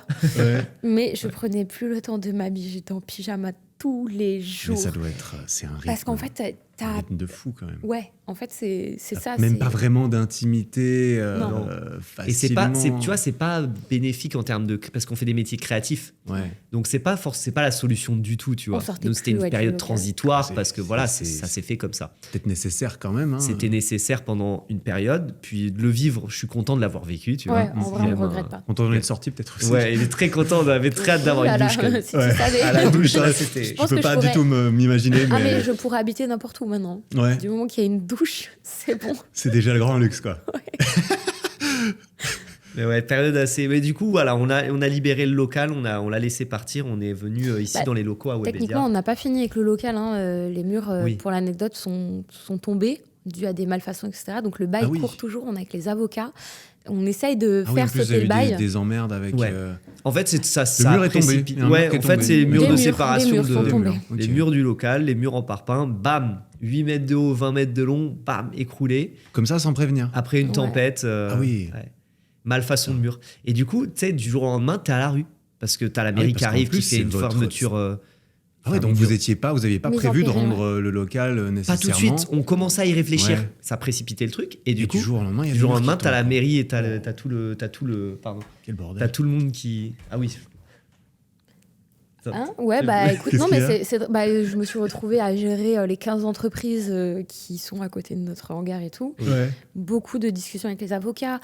Vraiment, c'est là que tu te rends compte que l'entrepreneuriat, putain, Ouais. c'est chaud. Ouais. T'as toujours un truc, vraiment, genre, si je peux vous donner une pépite, Vas-y. vraiment, c'est prenez un avocat. Vous vous en foutez que ça vous coûte 900 balles la relecture d'un bail. Vous prenez un avocat. C'est la leçon qu'on a apprise. C'est la sur leçon ce- Ouais, qu'on c'est a vrai, appris, ouais. c'est que tu peux pas t'en sortir tout seul. Tu peux faire lire à des potes, machin et tout, mais en fait, avoir quelqu'un qui va bosser dessus et défendre tes intérêts, quand bien même il te coûte 3000 balles, tu le prends. Parce que là, on est en fermeture de péril. Donc, tous les hangars ont été mis en péril. On a, le 1er décembre, si tu veux, ils nous ont appelés, ils nous ont dit il faut partir. Ouais. Voilà, on a dit ah bon? Ils ont dit oui, les murs vont tomber, vous partez. Ça faisait déjà 1 an qu'ils étaient au courant que les murs allaient tomber. Hein. Parce D'accord. qu'on avait déjà eu des chutes et tout. Et ouais, en fait, on s'est retrouvés, du coup, on était un peu devenus amis avec les autres gérants de sociétés. Donc, la plupart d'entre eux sont en procès vraiment sévère avec le bailleur. D'autres qui ont mis la clé sous la porte, ça a carrément fermé leurs entreprises et mis les salariés au chômage. Et nous, on avait peur que ça soit notre situation aussi, tu vois. Ouais. Bah ouais. Du jour au lendemain, en fait, tes 5 000 € par mois de loyer que tu dépenses là-dedans, bah, tu peux plus les rentabiliser parce que tu peux plus exploiter, évidemment, Bien sûr. ton bien, enfin, ton local, quoi. Donc, Ouais. toutes nos équipes du jour au lendemain, un peu à la rue. Parce que vous avez quoi comme taille d'équipe On avait, à cette époque-là, on avait 6 personnes. C'est ça, à peu près. On avait 3 alternants et Deux salariés. et 2 salariés, Ah ben non, mais toi 5. et moi. Ouais. Donc 5 en plus de nous. Et du coup, du jour au lendemain, bah, tu sais pas où les mettre. Oui, puis en plus, il faut que ça tourne parce qu'il faut les payer, toutes ces Bah ouais, personnes. clairement. Et là, tu vois, on s'est rendu compte à quel point la vie, elle était dure. Ouais, Parce ouais. que vraiment, genre, on habitait dans notre local, ok, tu vois, ça va. Toi, en fait, quand ça te touche, toi, Ouais. tu peux te dire, genre, ça va, c'est que moi, tu vois. Mais quand t'as des jeunes qui sont en alternance et qui touchent un peu des doigts leur rêve de travailler dans le YouTube Game, parce que c'est des expériences de fou, tu vois, Quand même. que t'as des salariés que tu dois payer tous les mois. T'as Plus les hangars. charges, qu'on s'entende. Oui, Ouais, ouais, clairement. bah, c'est ça. Toi, tu vois que sur ta fiche de paye, tu touches 1005, mais l'entreprise derrière, elle paye débourse. 3000, Voilà. Elle paye 3000, voilà. Donc, si tu veux, c'est là que tu te rends compte que tu as des gens qui ont besoin de toi pour vivre, qui ont besoin de toi pour réussir leurs études. Et là, tu te dis, OK, comment je vais faire ? Ouais, la responsabilité. Là, ça te touche plus que toi, où toi, tu peux être en galère, tu vois, c'est pas grave, c'est ça, être entrepreneur aussi. Mais clairement, quand tu as des gens qui dépendent de toi, là, vraiment, ça te met un coup de fouet. Une Et tu te dis, pression aussi. ouais, c'est ça. Et vraiment, là, tu sais, j'ai presque un peu envie d'avoir les larmes aux yeux, là. Tu vois, je me retiens. Mais moi, j'ai vraiment compris à quel point, genre là, c'était chaud, quoi. Parce que du coup, tu entames des procédures administratives, des déceptions, une pression qui fait que tu as des gens qui dépendent de toi. Et là, tu te dis, putain, comment je vais faire, en fait ? Parce que dans le milieu dans lequel on est, OK, il y a du monde, mais derrière, tu es aussi très, très seul. Et bon, aujourd'hui, je remercie, on a Antoine Scout de Street qui nous a proposé, parce qu'on n'en avait pas parlé, nous. Nous, on était trop mal à l'aise d'en parler et tout. On voulait pas attirer la pitié ou je sais pas. Ouais. Et Antoine nous avait proposé de venir chez lui, de vivre chez lui, de faire venir nos équipes chez lui. Webedia nous a trouvé, donc là aujourd'hui on a Webedia, mais ils nous ont trouvé un studio, vraiment genre en l'espace de quelques semaines pour venir, tu Vous vois. étiez un peu à la rue, quoi. Ah, mais totalement. Littéralement, en fait. Littéralement, Ouais, en bah, fait. c'est ça, c'était Autant pas que professionnel, c'était personnel aussi. Quoi. Autant Donc, personnel que professionnellement. D'un On coup, il y était à avait la rue. tout. Et ça remontait il n'y a pas si longtemps que ça, hein, c'était il y a quelques mois. Donc, On a trouvé l'appart, on a déménagé à Webedia, là, le 1er février. 2024, ouais. Et Ah oui. c'est pour ça que je te dis que là, tu vois, il y a toute une transition sur la boîte, sur le perso, sur la direction artistique, sur la Oui, ligne tu éditoriale. m'étonnes. C'est que ça a tout changé. C'est-à-dire que déjà, on n'a plus de local. Donc, notre direction artistique, notre ligne éditoriale, elle se fait plus. On fait plus des tournages en intérieur, on fait beaucoup de tournages extérieurs. Donc déjà, ça change parce qu'il ne fait plus les mêmes projets. En plus de ça, l'équipe, elle est à un autre endroit dans Paris. Donc là, pareil, on a tout regroupé tout le monde à Webedia. Il y a une dynamique différente à Webedia. Webedia, très- c'est une structure à Paris assez connue dans le milieu des créateurs, Exactement. qui incube en fait quelque part un peu des créateurs ou qui rassemble. C'est un Ouais. MCN. C'est Ouais. un, oui, une c'est un, sorte c'est un de channel, super network, agence. c'est un network. Ouais, quoi. c'est un network. Une grosse agence, ouais. Donc, voilà, c'est ça. ils peuvent être là Pour qu'on pour une comprenne le collaboration commerciale, Oui, aussi, ils vous aident à trouver créative. Il y a des partenariats, studios, il y a etc. des agents. Voilà. Ok. C'est très large comme Ouais. domaine d'activité. Mm.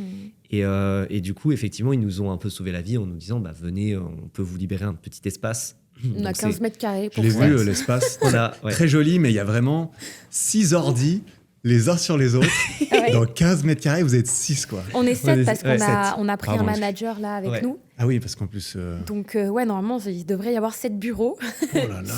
Et parce que pas la place. ça a été fait dans l'urgence, tu vois. Bah chaque, oui, évidemment. chaque place C'est ici, aussi encore euh, un peu c'est transitoire. transitoire et tout, et chaque place est très très prisée, tu Ouais, vois, ouais. dans des bureaux comme Webedia ici. Parce que là, c'est- si je comprends bien, par ici, il y en a quand même d'autres que quelqu'un que les gens vont connaître. Genre il y a Joyka, Joyka, Inox Inox C'est là où il y a eu Squeezie longtemps était là, C'est McFly ça, Carlito McFly aussi, c'est Carlito, ça. c'est ça. Ouais. Michou est là Michou. aussi. Ah oui, d'accord. Il y a Hugo c'est- Posé, il y a, c'est des il y a gros au il y nom avait du Sora, ouais. YouTube francophone. C'est quoi. ça, c'est ça. Il y a eu beaucoup de passages. Et là, aujourd'hui, tu vois, on a la chance d'être très bien entouré, d'avoir des gens qui nous ont aidés à vivre cette période de transition, à venir avoir un lieu physique, tu vois, plutôt que d'aller louer un énième bureau dans Paris ou je sais pas où pour essayer de trouver une solution. Bah là, ils nous ont accueillis. De toute façon, même on pouvait pas encore et toujours financièrement quand Ouais, t'as encore un bail qui court avec les avocats et ils te laissent pas reprendre un autre bail. Ouais, non, bah, Ouais. Donc vraiment, c'était dur, hein, vraiment. Quand même. Donc ouais, grosse Avoir période de des avocats. transition, mais en fait, au final, ce qui est beau, c'est que ça a amené beaucoup de positifs, tout ça. Ouais. Mhm. Oui. C'est-à-dire que, tu vois, on écrème la complexité de la boîte, Ouais. c'est-à-dire qu'on la simplifie tout simplement. On délègue. On délègue beaucoup plus, on réduit la charge de travail en déléguant, en essayant de revoir un petit peu les postes vraiment essentiels au sein de la boîte et ceux qui sont moins essentiels ou alors avec lesquels on peut simplifier toute l'architecture. Et aussi la dynamique, le cercle vertueux de Webedia, où du coup tu croises des créateurs, tu as les commerciaux qui sont tout le temps en train de venir te voir pour te proposer des opérations commerciales ou travailler ensemble. Il y a un échange humain, alors qu'avant on était qu'en distanciel avec eux, tu vois. Ouais. Et Oui, parce que vous travaillez avec eux depuis 3 ans. avant aussi. Ouais, c'est 3 ça. ans, ouais. Donc en fait, si tu veux, c'est que du positif. Le négatif, c'est que forcément, on a une sorte de bail qui est encore en train de courir d'un truc qui est là-bas et tu as une affaire courante avec un procès, un truc, un machin. Donc c'est un peu relou. Mais derrière, ça a amené quand même beaucoup de positifs. Et même nous, en perso, tu vois, ça nous fait évoluer. En fait, J'imagine bien toutes ces aventures. si tu veux, en fait, il y a deux choses. C'est que soit il t'arrive des couilles et tu te dis, OK, je reste dans le négatif. Et nous, si on était resté au local, vraiment, je pense que on aurait burné, en fait, direct. Ouais, je sais pas 100%. comment vous avez tenu des fois quand je voyais le rythme. Ouais. C'était pas loin. Enfin, toi, moi, flanché quand même pas mal j'ai de flanché fois. pas mal de fois. Ouais, Et moi, j'étais pas loin aussi, mais... Mais du coup, en fait, on s'est dit, OK, différent, ouais. soit on reste dans le négatif et on se complaît là-dedans, soit en fait, on s'en sert pour se dire, OK, en fait, ça me permet d'évoluer et je vois le positif là-dedans. Et donc, OK, le local, les murs, ils tombent. Ça a été construit sur une zone inondable. À tout moment, notre matériel qui est là-bas encore et qui n'a pas été vendu Tout ce que vous possédez ou qu'on a encore. stocké, tout ce qu'on possède encore, c'est mort parce qu'il y a une inondation et toute la dalle se fait aspirer par l'eau. Soit on se fait ouvrir le local, enfin, j'en sais rien, tu vois, Oui. et on se fait voler tout ce qui reste dedans et on se plaint de ça. Soit on se dit, OK, en fait, c'est que ça devait arriver, point barre. Et je me sers de ça pour me dire, OK, qu'est-ce que je peux sortir de bon là-dedans ? Qu'est-ce qui peut me faire évoluer ? Du coup, c'est passé par se poser des questions sur quels sont les postes essentiels dans la boîte, comment est-ce que je retravaille ma DA pour faire telle ou telle chose. Direction artistique. La direction artistique. Comment est-ce que je peux proposer de nouveaux projets ? Comment mes projets qui marchaient très bien au local, je peux les amener en dehors de ça aussi pour pouvoir continuer à le faire, etc. Comment je peux continuer à m'épanouir et se poser des questions et se remettre en question aussi pour se dire, OK, en fait, let's go, je vais me servir de ça pour que ce soit une force et qu'en fait, ça me mine plus le moral. Ouais, puis il faut être plus intelligent que quand on avait 24 ans et qu'on arrivait avec la fougue. Tu vois, on a toujours beaucoup d'énergie, beaucoup de fougue, mais c'est pas la même que quand tu as 24 ans et que tu démarres quand tu démarres un projet, c'est pas pareil. Là, il faut qu'on soit plus intelligent. On peut pas continuer à faire des 50 000, tu fais 50 Surtout tableaux. que vous donnez de vous-même, justement, pour ceux qui n'ont pas vu de vidéo, vous donnez de vous-même de fou. Rien que là, tu as le dos bloqué. C'est pour ça qu'on a pu se libérer aussi un créneau pour le podcast, parce que il faut que Charles se blesse pour qu'il y ait un emploi. Ça s'ouvre dans l'emploi du temps. Tout d'un coup, le samedi est disponible, en fait, finalement, tu vois. C'est bon, j'ai un week-end. Entre tous les challenges que vous mettez, toi, tu t'ouvres une main une fois, Mélanie, elle va faire 24 heures toute seule dans le désert. Enfin bref, il y a un engagement, Il y a un engagement physique, en plus de juste être mental, de cérébral, de toujours travailler.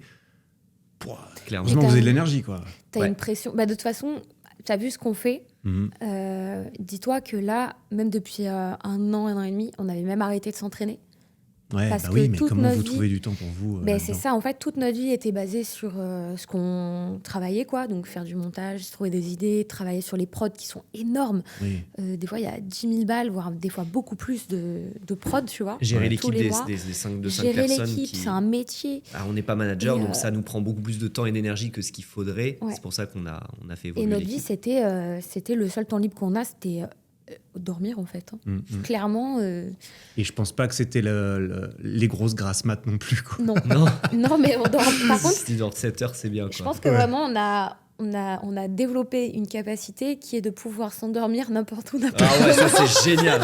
Le peu de temps, c'est genre là, t'as 4 minutes pour dormir, tu dors et t'es en J'ai une sommeil anecdote profond. sur ça. Ouais. On est parti en Égypte pour faire un saut de parachute Au-dessus des au-dessus des pyramides, pyramides ouais. de Gizeh.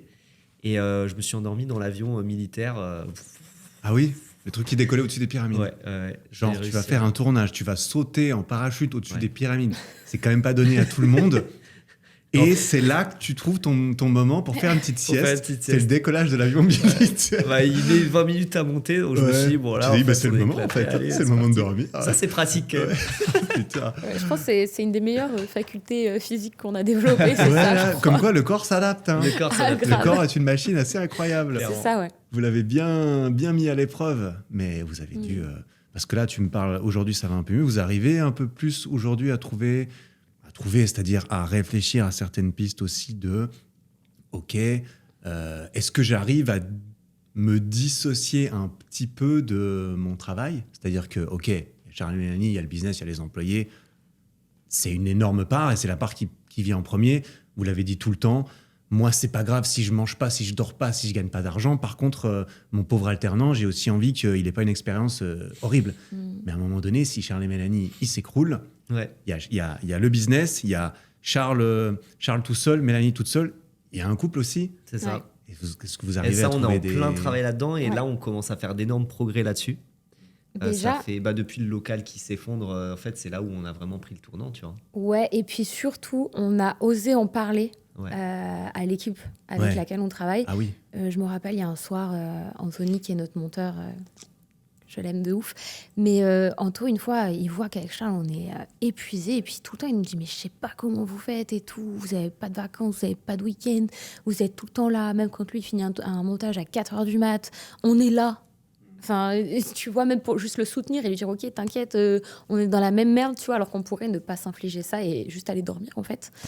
Et en fait, genre là, il y a peut-être mi-février, vraiment, genre, il a posé la question, il a dit, question que je pose tout le temps à tout le monde dans la team, c'est est-ce que t'es heureux? Et, Toi, tu poses cette question. Ouais, moi, tout le temps. Vraiment, genre, des fois, j'arrive, je dis, ah, est-ce que Kiki, t'es heureux, tu vois? Et là, Anthony, vraiment, genre, il m'a regardé un soir, il m'a dit, est-ce que t'es heureuse, Mel? Et là, je lui ai dit, écoute, là, ça va pas, tu vois. Et j'avais jamais osé vraiment le dire. Et c'est ton employé, tu vois. Mais là, je lui ai dit, en fait, avec Charles, on va faire un burn-out, en fait. Là, s'il n'y a pas quelque chose qui change, ça va plus le faire. Et parce qu'en fait, il y a eu le truc de OK, on quitte le local, en fait, on est à Webedia, et puis l'équipe a du mal à gérer le fait qu'en fait, on soit parti du jour au lendemain du local, ils avaient leurs habitudes, tellement de choses. Et en fait, c'est là que tu te rends compte des fois aussi que l'être humain est quand même assez égoïste, tu vois. Et aucun de l'équipe nous avait posé la question. Et là, le fait que Anto pose la question, vraiment... Finalement, ça t'a permis d'ouvrir les là, je lui ai vannes dit, un peu quand même. ça va pas. Et jamais je me serais permise, mais en fait, c'est juste j'avais un trop plein. Avec Charles, on était tout le temps épuisés, on n'en pouvait plus. On avait, même en venant ici, tu vois, on déménageait en pleine nuit. Le dimanche soir, on a monté les bureaux jusqu'à 4h du matin pour que le lundi matin, puisse à travailler. 10h, les équipes puissent travailler, tu vois. Et en fait, si tu veux, il y avait... Je sais pas, personne de l'équipe avait posé la question, je sais pas, on peut venir aider, ou on leur a pas demandé. Mais tu vois, genre, et c'est vraiment là aussi qu'on s'est rendu compte que putain, même dans l'équipe, en fait, ok, on est les patrons, on vit quand même des choses extraordinaires, et puis nous, on donne énormément à nos équipes. On essaye de donner tout ce qu'on peut donner, et c'est là qu'on s'est dit putain, on est seul, quoi, aussi, tu vois.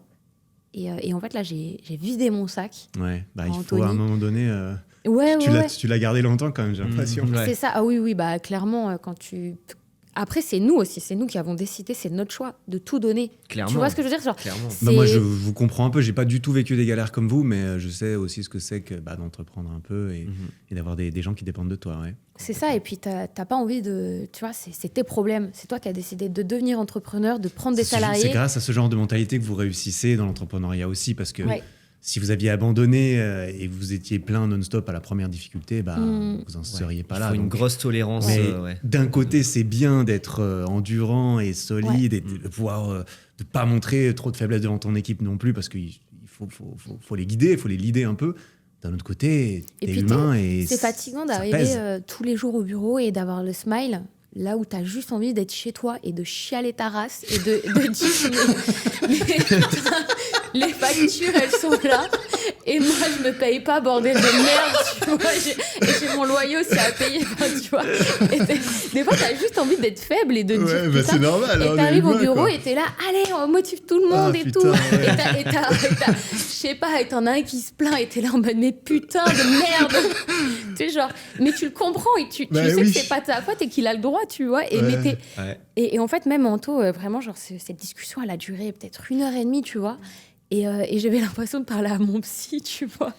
Et juste, en fait, à partir de là, je pense même lui, il a eu une discussion, tu vois, avec le reste des équipes. Et je pense qu'il leur a dit, mais les gars, en fait, arrêtez de vous plaindre. Vous êtes à Webedia, oui, il y a un micro-ondes pour tout un immeuble. Oui, c'est pas le local. Mais bordel, la chance, et je crois même qu'il leur a dit, mais vous vous rendez pas compte, ils sont tout le temps seuls. Et là, en fait, ils ont la possibilité de rencontrer d'autres créateurs. Et vous plaignez parce qu'il y a un micro-ondes ou que vous avez 45 minutes de route.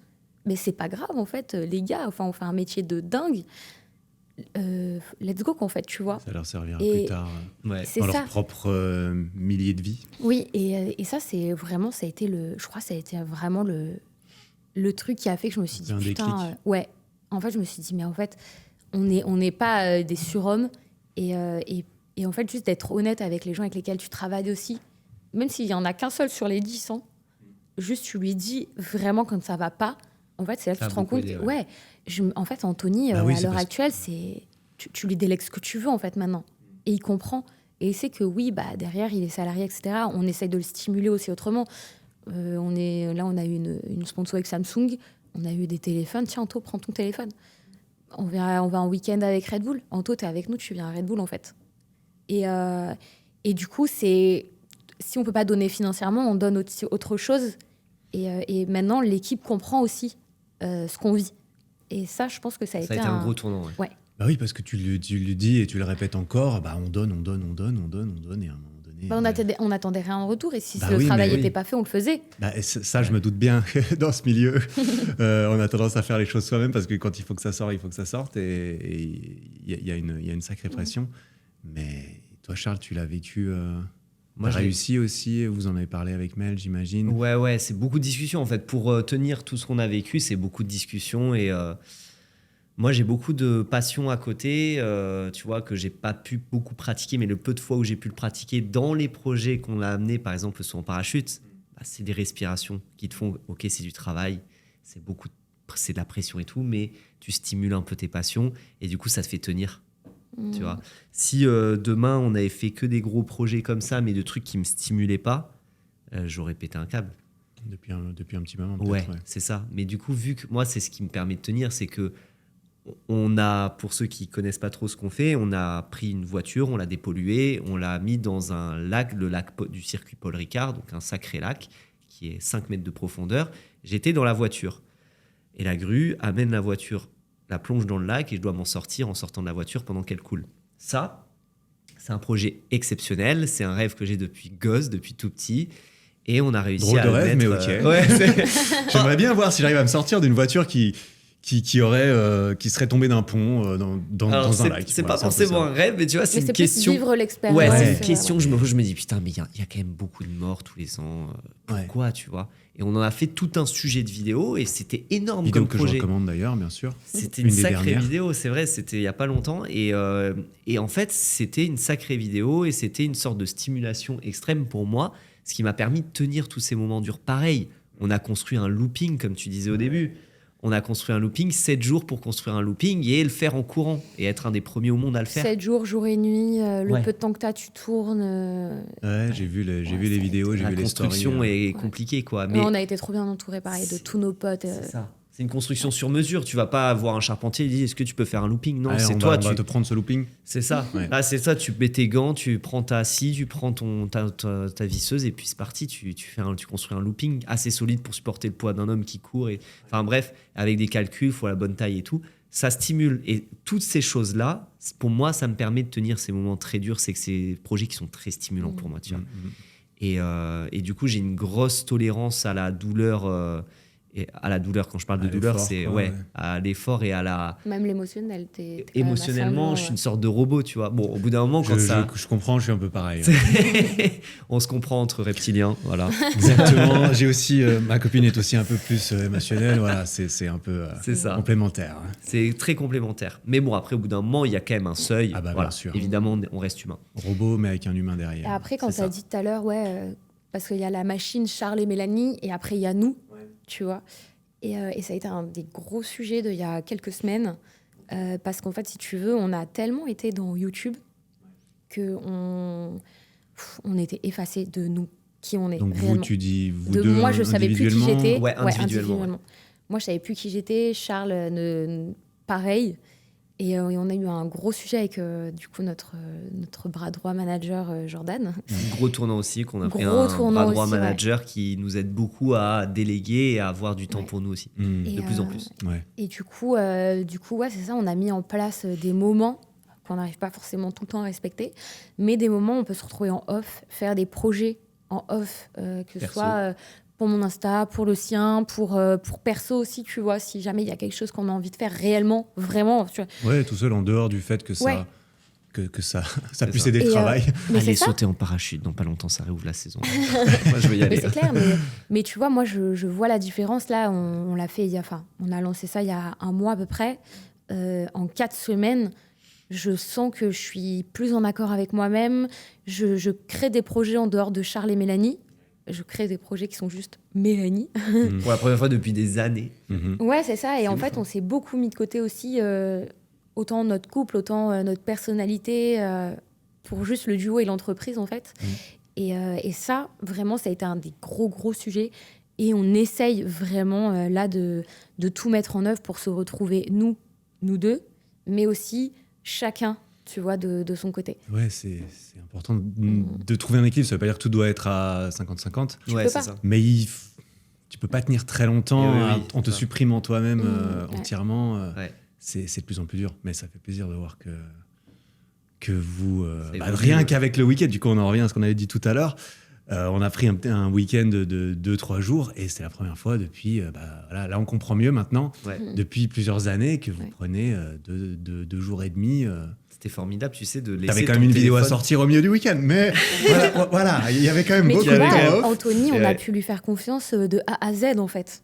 Ouais, sur la sortie de la vidéo et tout, tu vois, c'est que j'étais quand même un peu là pour chapeauter, mais quasiment rien, et ça m'a soulagé de ouf sur le week-end. C'était sorti de la vidéo samedi à 10h. Donc il y a quand même tout le week-end qui reste derrière, où j'étais soulagé, j'avais plus de poids sur les épaules. J'ai laissé mon téléphone dans la chambre pendant 48 heures, quasiment. C'était incroyable. Moi aussi, je me suis séparé de mon tel pour la première fois depuis longtemps dans ce week-end. C'était fou et ça m'a soulagé. Putain, mais j'étais là en mode... Par contre, après, quand j'ai repris le téléphone et que j'ai vu des pages et des pages de notifications, de WhatsApp, de trucs, j'étais là en mode, oh putain, je me suis absenté 2 jours et là, j'ai... Surtout qu'on est rentré genre le lundi après-midi, lundi soir, tu vois. Donc il y avait toute une journée de travail qu'on avait perdu dans les transports. Et ouais, ça fait un truc, quoi, tu vois. Oui, après, quand tu rentres de vacances, entre guillemets, il y a une pile qui t'attend. Je me dis, t'imagines si on coupe une semaine, putain. Alors là... Non, mais là, par contre, on s'est dit, OK, il faudrait que, je sais pas, tous les 2-3 mois, on coupe 4 jours. Ouais, clairement. Juste pour nous. Tu vois, même pas trouver forcément des nouvelles idées, pas juste, en fait, se dire, OK, on met un stop dans le temps, tu vois. Parce qu'en vrai, moi, depuis le Covid, j'ai pas vu le temps passer.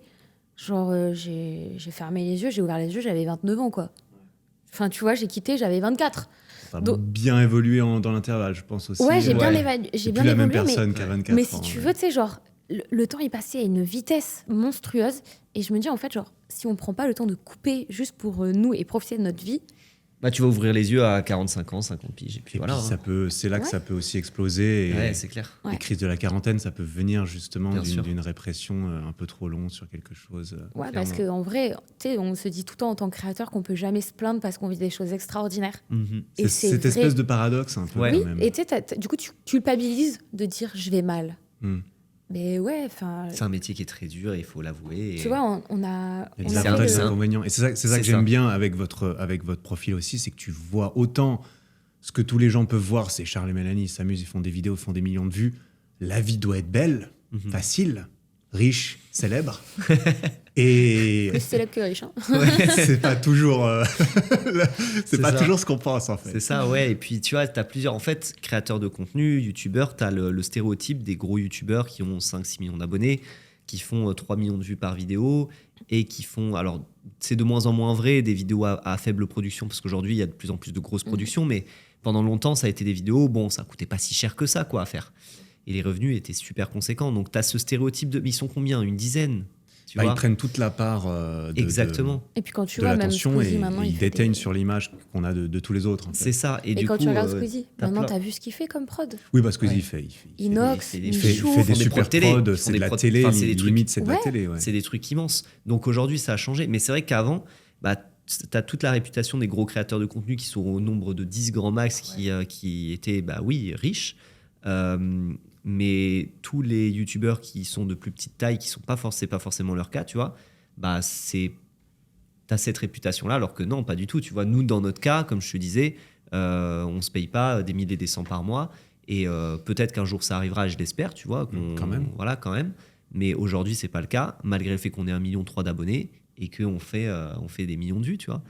Mais et je le dirais parce que j'adore parler chiffres, je suis très entrepreneur, je suis totalement transparent sur les chiffres et tout. Voilà, quand on le dit, on se paye 2 000 euros par mois. Et c'est pas. Après, il y a les avantages d'avoir une boîte aussi, attention, parce que tu peux faire passer beaucoup de choses sur Tu ta peux boîte. Non, Pas quelque tout, chose, pas tout. Mais tu peux faire passer beaucoup de choses pour le sur fisc ta qui boîte nous écoute. si tu arrives à le justifier dans ton activité, etc. Donc, tu as des avantages à être chef d'entreprise et ça, c'est Oui. indéniable.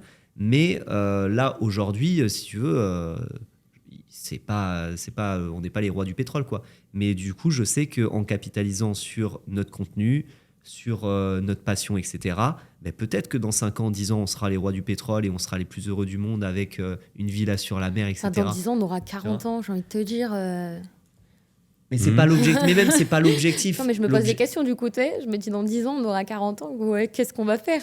Tu On vois, peut mais même pas c'est- continuer à ce rythme, tu vois. Eh ben, ça sera différent, tu vois. C'est Vous allez après évoluer tu en cours c'est de ça. route. t'évolues comme ce qu'on a fait là sur les 4 dernières Vos années, tu envies vois. aussi peut-être vont évoluer, C'est ça. d'être plus vers le perso.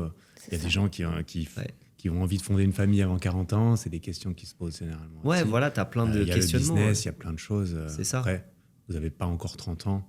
Non. Vous en avez quand même vécu pas On mal a des encore trucs entre un an 20 et pour- 30.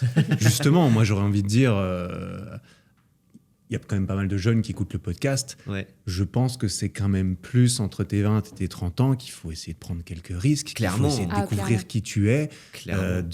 d'entreprendre peut-être, parce Ouais. que généralement, pour beaucoup de gens, au pire, tu dors au local ou tu dors Oui. chez tes parents. Quoi. C'est ça. Bah, tu retournes dormir chez tes parents Ouais, et nous, tu c'est- rebondis. C'est et une chance magnifique de pouvoir prendre des risques. Imaginez combien de vies vous allez avoir vécu. Si vous en avez déjà Ouais. vécu 1000 à 24, à 30 ans, vous aurez un boulevard aussi de connaissance de vous-même sur Ouais, c'est clair. qu'est-ce que j'ai envie de faire aussi. Non, mais faut prendre des risques et c'est bien que tu passes ce message aussi parce que faut pas en prendre bêtement, ça sert à rien, mais il faut pas rester cloisonné dans son ah oui, mais si, mais ça, mais si, je prends des Il faut risques. pas, Vous êtes se un bon dire, exemple de ça, et je pense, oui. justement. Ouais, ouais. puis il faut pas se dire je cotise pour le chômage, je vais prendre mon chômage et je vais rien faire pendant 6 mois. Non, mon pote, tu te sers de ton chômage, tu vas t'acheter ton appareil photo, ton ci, ton ça, et tu te mets un coup de pompe au cul en Qu'est-ce fait. qui résonne dans chaque personne? Quelle est la passion dans chaque personne? Nous, on avait une passion un peu commune, c'était la photo, la vidéo, moi le sport, mais elle aussi un peu. Bah, tu réunis ça et t'en fais quelque chose d'intéressant, tu travailles, et si tu te pètes la gueule, c'est pas grave. Parce que, bah, c'est comme tu dis, entre tes 20 et tes 30 ans, bah, c'est un terrain d'expérience, quoi. Généralement, En fait, c'est là où tu tu as te de construis l'énergie, du temps, tu pas souvent de l'argent, T'as de quoi Ouais. mais avec perdre. du temps et de l'énergie, tu peux peux quand tout même perdre. tester des trucs. Quoi. C'est ça. Non, Et puis, c'est- après, c'est très français de pas le faire, ou d'avoir peur de l'échec. Et, et Ouais, nous, vous on avez vous sentez ça Ouais, mentalité Ouais. un peu entrepreneur. Moi, c'est je suis pas. Moi, je suis suisse. Je viens de Suisse, donc on n'a pas cette mentalité. Tu vois, effectivement. en France, Ouais. c'est c'est pas pareil. notre famille. Enfin, moi, quand j'ai dit à ma famille que j'allais tout plaquer pour monter à Paris et vivre de Ah ouais. mon art, Mais si t'es tu malade, veux, ils toi. m'ont regardé. Ouais, c'est vrai, J'étais un c'est vrai. alien, quoi. Dans ma famille, ils sont tous salariés ou ingénieurs. Enfin, ma mère m'a dit, tu feras actrice sous les ponts. Tu vois ce que je veux te dire, genre le niveau. Et en fait, ils ont mis, ça fait 8 ans, 7 ans 8 ans, je sais plus, que Que je t'es suis à partie à Paris, Paris, ouais, tu vois, c'est et que ça, je suis c'est ça. partie vivre de ma passion. Mm. Aujourd'hui, j'arrive enfin. Mais ils ont mis là jusqu'à ce qu'on achète une Tesla pour se dire putain, Il a fallu le symbole quand même. Ouais. Il n'y a pas eu le symbole du diplôme d'ingénieur, mais il y a eu le la symbole Tesla. de la voiture, tu vois, et c'est ça qui est un peu triste. Hein, et c'est super triste parce qu'au final, moi j'aurais trop aimé que ma famille me dise mais vas-y, on t'encourage. Jamais je leur ai demandé de l'argent et ça, je ne le ferai jamais. Mais tu vois, j'aurais aimé qu'il y ait ce truc derrière en mode putain, on t'encourage, on fait ci, ça et ça. Enfin, tu vois, genre, il y a le truc.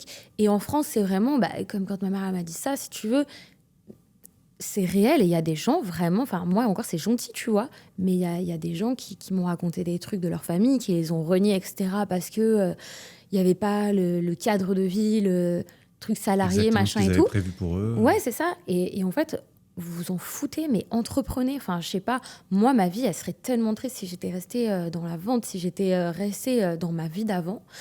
Et il y en a qui veulent avoir une vie comme ça, et c'est très Il n'y a cool. aucun problème. bien sûr. Mais on pour les parle jeunes qui surtout ont envie d'entreprendre, Je pense qu'on a compris, effectivement. Ouais. Là, voilà, mais clairement, pour les jeunes qui ont envie d'entreprendre, mais faites-le. Et tout le temps, de toute façon, il y aura tout le temps des gens qui seront là.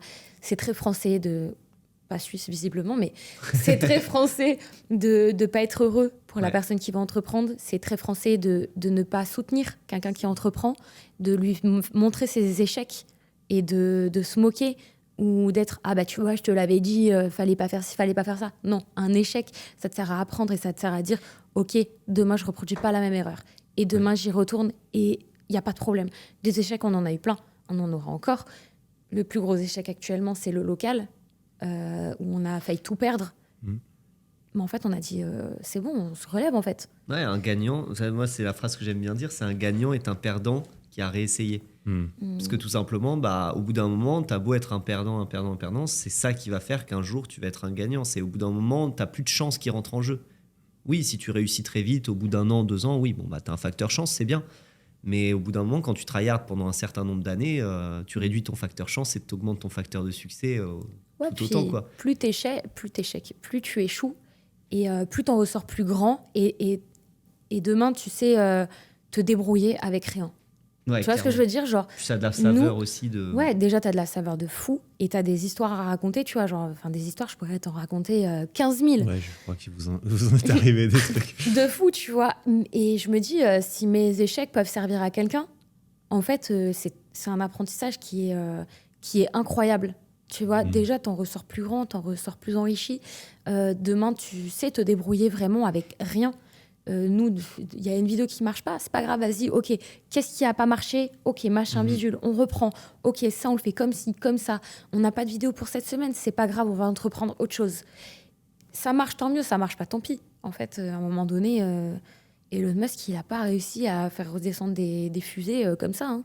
Il y a eu des échecs à fond, hein. Et ouais, c'est toujours le risk-reward, quoi, le ratio entre le risque que tu prends et la récompense que tu as.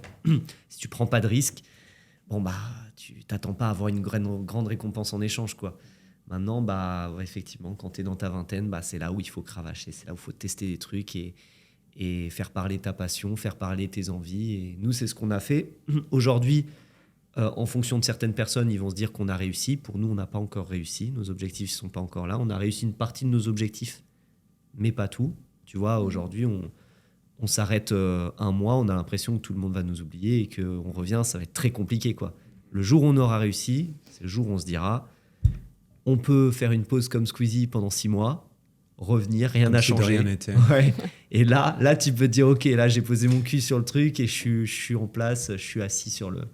Donc, chacun ses objectifs, mais ouais, c'est le moment d'essayer, quoi. Ouais, il n'y a pas de doute. Mais Mel a parlé justement un peu de son entourage. C'est vrai que je ne savais pas ça. Je ne savais pas que en plus, quelque part... Ouais. C'est pas quelque chose que tu vas te vanter.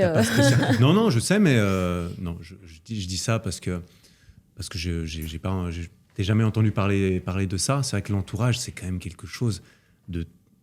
c'est une des plus grosses influences que tu as dans ta vie. Ouais. Et effectivement, un moyen assez parlant, généralement, n'est pas toujours très évident de est-ce que cette personne est peut-être bonne pour mon entourage. C'est est-ce qu'elle est sincèrement heureuse pour moi que je fasse X ou Y. Et moi, j'ai eu manifestement la chance que mes parents étaient contents de me voir essayer de faire ce que j'aime. C'est pas toujours le cas et c'est d'autant plus difficile quand tu n'as pas ce soutien de la famille ou de quelqu'un derrière toi qui est là pour te dire tu vas y arriver en fait. Après, tranquille, il y a il y a mon père qui a très très bien compris. Oui, d'accord. Il y a des gens aussi qui ont très bien compris. Je pense que c'était la pilule à faire passer qui était complexe. Ouais. Et après, en fait, je me suis dit, tu sais quoi, les ponts, je vais jamais y vivre, en fait. Et c'est un peu devenu une force. Je me suis dit, en vrai, tu sais quoi, bah, il n'y a pas de problème. Je vais te prouver qu'en fait, quand on veut, on peut. Et que quand tu as envie de... Vraiment, tu te sors les doigts du cul. En fait, tu peux faire tellement de choses. Il n'y a pas de barrière. On vit dans un monde où c'est pas comme avant, où tu vois, tes grands-parents, ils étaient paysans, ils galéraient à nourrir leur famille, tu vois, où il y avait peut-être des mariages arrangés, des trucs... Il y a 50 ans, c'était ça, en fait, encore, tu vois. Tu avais le même job que ton père, ta mère. Et là, à l'heure actuelle, le numérique, ça t'ouvre une porte tellement incroyable.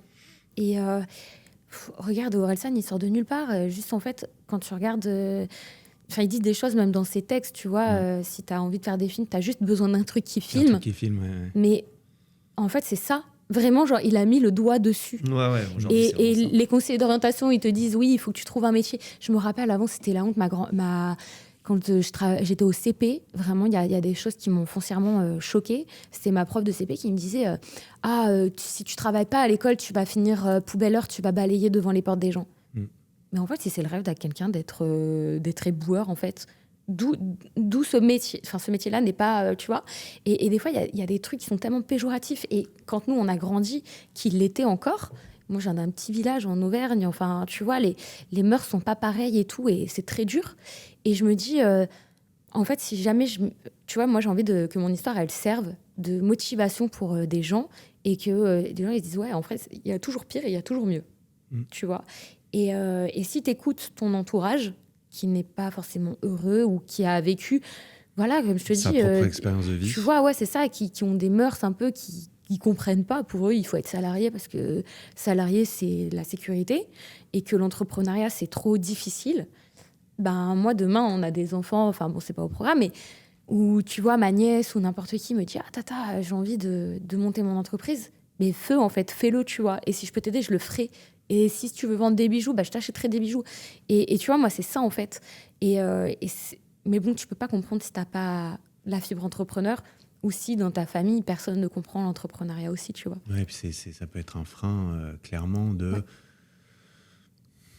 justement que tout le monde...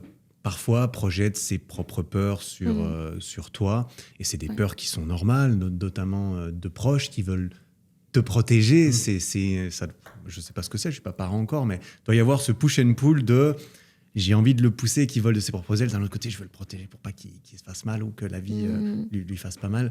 C'est pas évident. Toi, c'était quoi les réactions de ton entourage? C'était vraiment... mon père et ma mère sont très différents et ils sont très complémentaires et j'ai un équilibre grâce à eux deux, tu vois.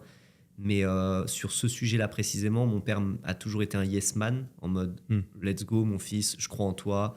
Par contre, tu le fais, mais par contre tu le fais à fond. Tu vois. Il m'a vraiment mis cette fibre-là, c'est pour ça que je suis un tryharder. Et ma mère m'a apporté tout le côté social, équilibre et tout. Par contre, elle était très, très, très peureuse sur ce côté-là, elle était très bloquante aussi.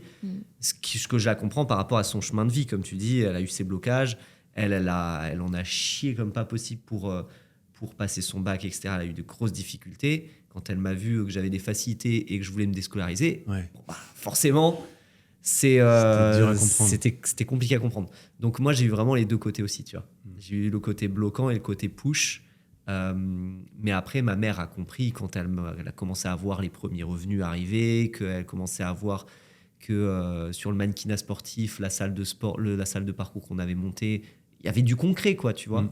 Et là, elle a compris que oui, je pouvais vivre d'autres choses sans forcément avoir des gros diplômes. En France encore, je parle que de la France parce qu'il n'y a que ça que je connais, mais c'est vrai que les diplômes, les études et tout, c'est je sais pas, dans la tête des parents, c'est tout un truc. Hein. Vraiment, c'est... Toi, tu t'es arrêté où en termes de parcours académique? Tu as fait des études de philo, t'as dit? Non, de psycho. J'ai eu mon bac, tant bien que mal, mais plutôt ça va. Et puis après, moi, je voulais m'engager dans l'armée de base. Ah oui? Ouais, je voulais être fusilier marin. Puis après, souci physique, je me suis dit, je vais être psy. Voilà. Je voulais être psy embarqué sur les bateaux, ça n'existe pas. Ah oui, psy militaire. Ouais. Et du coup, j'ai fait 2 ans de psycho. Et en fait, je me suis pas du tout retrouvée dans la vie normale. En fait, j'avais trop d'intérêt de plein de choses. c'était pas voilà ma fibre quoi. Et puis je le voyais, plus je grandissais et plus j'étais dans l'artistique en fait. C'est l'armée ou le monde arty. Tu vois. C'est vraiment deux opposés. Donc deux opposés total. Et là, vous avez quand même un rythme de vie assez militaire aussi. Donc, quelque part, on a la tu t'y retrouves un rigueur. peu. C'est vrai qu'on a une grosse Ouais. rigueur et un gros mental. bah. Et puis après, on a tout le côté artistique aussi où on peut se développer et laisser parler un petit peu nos émotions et tout ça, quoi. Mais ouais, et du coup, quand je me suis rendu compte que les études, c'était pas fait pour moi, quoi. Là, j'ai fait OK, je fais quoi, Qu'est-ce tu que vois. je fais, ouais. Et du coup, j'ai eu 1000 vies, tu vois. Je me suis cherchée, je me suis... Mais ça construit, hein, c'est trop bien. Hein. Enfin, moi, vraiment, je remercie la vie de pas de suite avoir eu un truc parfait, une situation parfaite et d'être passé par des restaurations, des contrats d'extra où on te traite un peu comme un chien et où en fait tu travailles comme un chien. Et parce que là, tu comprends la valeur de l'argent, tu comprends la valeur du travail, tu es payé 8 € de l'heure pour faire la plonge et pour nettoyer le sol et pour que des clients ils te parlent comme de la merde. Et là, en fait, j'ai fait ça pendant 1 an et demi, 2 ans quand même. Donc, tu vois, c'est pas 2 mois. Et déjà, 2 mois, j'encourage tout le monde à faire des petits boulots comme ça pendant quelques mois, histoire de comprendre certaines choses. Mais là, pendant 2 ans, tu t'en sers, tu t'en nourris. Tu es là en mode, OK, bah là, je vais tryhard. Et quand je gagne 1 500 € par mois avec ma passion, avec quelque chose que je kiffe, waouh! Ça a un certain goût. Là, ça a un certain goût. Tu es là en mode, bah, en fait, je gagnais la même chose avec un boulot horrible où je faisais des horaires pas possibles aussi, mais où on me parlait comme de la merde et où je ramassais de la merde partout. Et ouais, non, là, tu comprends vraiment la valeur des choses. Donc, pour moi, toutes ces choses-là, ça m'a construit. Et je pense que toi, c'est exactement la même chose, tu vois. Ouais, c'est clair. Et je pense que c'est ce qui différencie aussi, je déborde un petit peu, mais le côté TikTok, des gens qui pètent du jour au lendemain, qui ont une réputation, enfin, qui ont une notoriété énorme, tu vois, sans avoir traversé ce genre de passe-là. Probablement moins résilient qu'un Charles et Mélanie lorsqu'il y aura des problèmes. Peut-être, et c'est là où on voit, alors il y a des gens qui sont naturellement très résilients et qui ont naturellement soit une bonne éducation, soit la valeur naturellement de l'argent, la valeur naturellement de toutes ces choses-là, et ça passe bien, même s'ils pètent d'un coup. On voit beaucoup de personnes qui pètent d'un coup et d'un coup qui n'ont plus les pieds sur terre. Et puis combien pètent d'un coup pour tous ceux qui essayent aussi. Ouais, il y a ça aussi. C'est pas garanti que tu vas péter d'un coup sur TikTok non plus. C'est clairement. Mais tu vois, ce truc d'avoir eu des vies avant, je remercie vraiment l'univers d'avoir eu ce chemin de vie-là, parce que c'est ce qui nous permet de nous construire et d'être qui on est aujourd'hui et de passer toutes ces épreuves, parce que toutes les épreuves qu'on a passées, si on n'avait pas vécu tout ça, je suis pas sûr qu'on les aurait passées. Tu vois. Ouais, c'est clair. Mais même les valeurs, pour moi, tu sais, le monde des créateurs, c'est tout le monde pense que c'est ultra la belle vie et tout, mais t'as des dramas autant que que partout vraiment, tu vois. Enfin, c'est vraiment le travail hein, en vrai. Hein. Ouais. C'est juste un travail dans un cadre plutôt agréable. C'est ça. Mais ouais, quand des fois t'en rencontres certains, tu te dis mais où sont ces valeurs, quoi, tu vois, ils vont se comporter comme ils ont peut-être été traités avant et tout. Et c'est vrai que nous, on a la valeur de l'argent, on a la valeur humaine. Je parle pour nous parce que, ouais, mais ça... tu vois, voilà, je vais pas mettre tout le monde dans le même panier, mais il y a des gens qui sont diamétralement opposés à ce que nous, on véhicule. Et des fois, c'est vrai que quand tu les rencontres, ces gens-là, t'as envie de les tarter, quoi, tu vois. Enfin, vraiment... Range ta main, Mélanie. Ouais, calme-toi.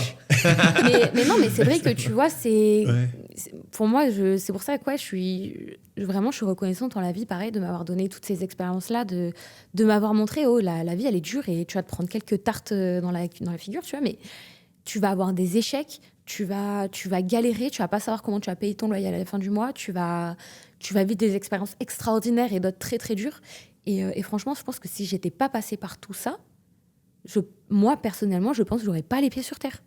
Ouais. Je comprendrais pas ce qui se passe et je serais là en mode tout m'est dû et je suis la reine du monde, quoi, tu vois. Alors que là, je me dis, putain, l'échec, j'ai envie que mes erreurs puissent servir à certaines autres personnes. J'ai envie que, tu vois, on travaille avec d'autres créateurs comme Pascal Dragotto, que j'adore. Un cascadeur automobile qui nous fait faire plonger la voiture dans le lac, faire des tonneaux, tout ça. Ouais, et tu vois, même, on n'a pas beaucoup de temps pour nous, mais tout le temps, on est là, vas-y, envoie ta miniature, envoie ta vidéo, on vous fait des reviews, on vous aide, machin et tout. Parce qu'en fait, je sais par où nous on est passé. Quand il y a des gens qui ont les mêmes valeurs que moi, j'ai envie de leur donner, tu vois, tout ce que je peux leur donner. Pour qu'ils se disent, putain, on n'est pas seuls, y a quelque chose, il y a ci, il y a ça. Et que derrière, ils retransmettent les mêmes valeurs que moi j'ai transmis, tu vois. Encore une fois, comme Hit the Road a fait avec nous au début. Et je pense qu'il y en a beaucoup qui écoutent le podcast ou qui regardent la vidéo qui connaissent un petit peu, parce qu'on est quand même dans une sorte de communauté d'univers qui se touche.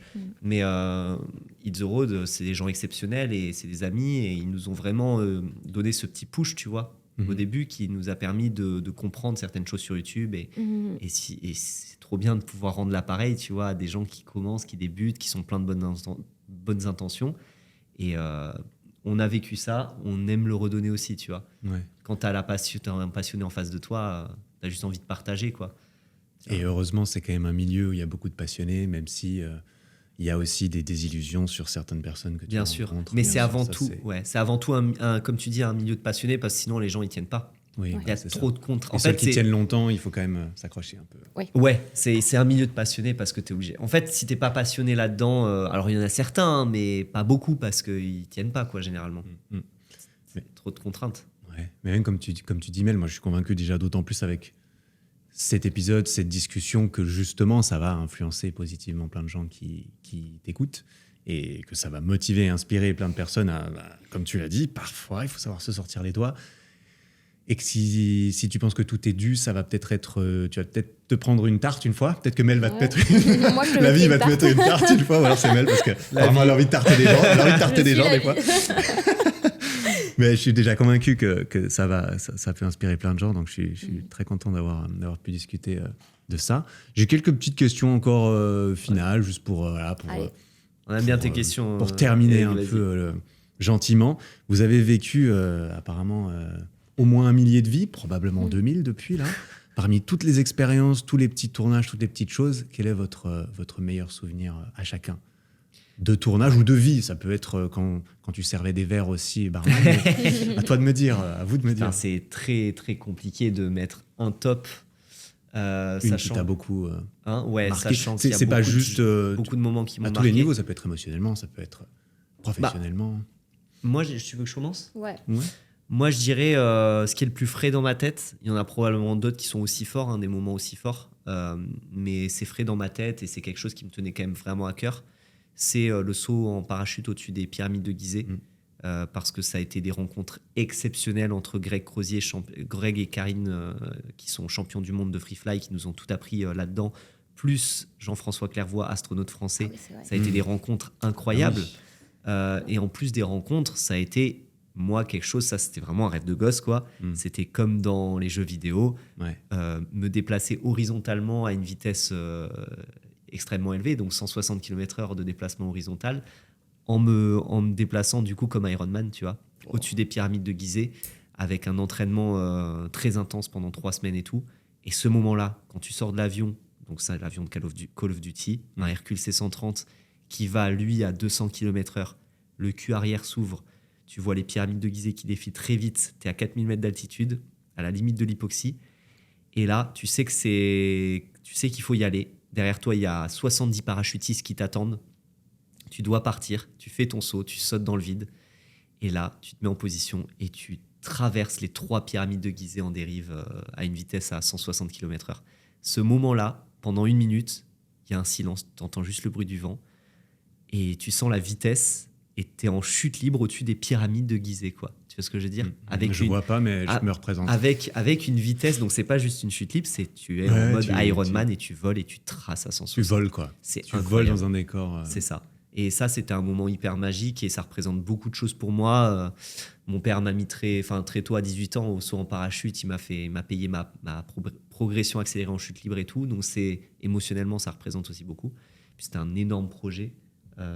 Des très belles rencontres. Donc pour moi, c'est... Toutes les cases étaient cochées. Toutes les cases étaient cochées et c'est le moment le plus frais là dans ma tête qui apparaît, c'est celui-ci. Ouais, ça m'a l'air sacrément intense, effectivement. Ouais. J'étais sur un petit nuage. Comment tu le décris, effectivement. Et puis quand tu touches les pieds au sol, tu dis, mais c'est quoi ma vie? C'est quoi cette vie? C'est quoi ma vie? C'est mon travail de faire ça. Attends, j'y crois pas là. Et on vit pour ces moments-là, quoi. Ouais. Et toi, Mel, t'as quelque chose qui te... Moi, en fait, j'en ai plusieurs. Ouais. Alors, il y a les pyramides. qui sont juste incroyables, parce que c'est vrai que c'est pas donné à tout le monde de pouvoir le faire aussi. Donc tu es là, tu sautes et puis tu vois les pyramides et tu te dis mais je suis rien, je suis une goutte de pluie dans le temps qui défile sur cette terre, tu vois, et j'ai la chance de pouvoir vivre cette expérience. Moi, je pense très honnêtement que c'est quand on a rencontré Brad Pitt. Ah oui. Pour d'être recognized là. Alors c'était pas Brad Pitt. C'était pas Brad Pitt, c'était Tom Cruise. Ah, tu parles de Tom Cruise. Je me disais, attends, ils ont rencontré Brad Pitt en plus de Tom Cruise. Et j'avais la tête de Tom Cruise, tu vois, je savais qu'il y avait un bug, mais bref. Donc c'est quand ça, on l'a la prochaine rencontré. case, ça. En fait, quand on l'a rencontré, on était les petits créateurs au milieu de que des TikTokers ultra connus en Amérique, sûrement, à l'international. Pareil, à l'international. Et nous, on était les petits youtubeurs, là, 1 million d'abonnés, qui ont 300 000 abonnés sur TikTok, même pas à ce moment-là, vraiment. Donc, en fait, on était des nobody et même tout le monde, tu vois, personne nous considérait trop, tu vois. Ouais. Et on a sorti une vidéo de fou furieux. Et d'ailleurs, c'est Paramount qui l'a repartagée autant en Italie qu'aux États-Unis et tout. Enfin, ils s'attendaient pas du tout à ça. On a reproduit les cascades de Mission Impossible en demandant à Tom Cruise en fait quelles étaient ses cascades préférées. Et après sa réponse, on les reproduisait en France avec les moyens du bord. On avait fait ça avec tout le cast et tout. Et vraiment, genre, tout le monde était choqué. Et du coup, c'est là que je me suis dit, punaise, on apporte quelque chose de nouveau. Et c'est pas parce qu'on n'a pas 4,5 millions sur TikTok qu'en fait, on est personne. Et, au contraire. C'est ça. Tu vois, vous n'avez pas beaucoup d'attentes et vous avez montré à quel point, en fait, à quel point vous on avait avez la fait dalle. un banger, quoi. C'est ça, à quel point on avait la dalle de la À quel point vous n'avez pas réussite. fait le minimum de juste, en fait, vidéo où tu mets juste Tom Cruise, un selfie avec Tom Cruise en miniature. J'ai rencontré Tom Cruise, vlog, machin.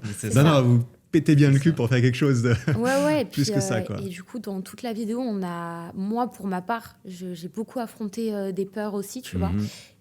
Thème récurrent dans vos vidéos. Ouais, les peurs de Mel surmontent. Clairement. Ouais, voilà, tous les gens qui pensent que je pleure beaucoup, c'est vrai, mais parce que j'ai vraiment peur pour le coup.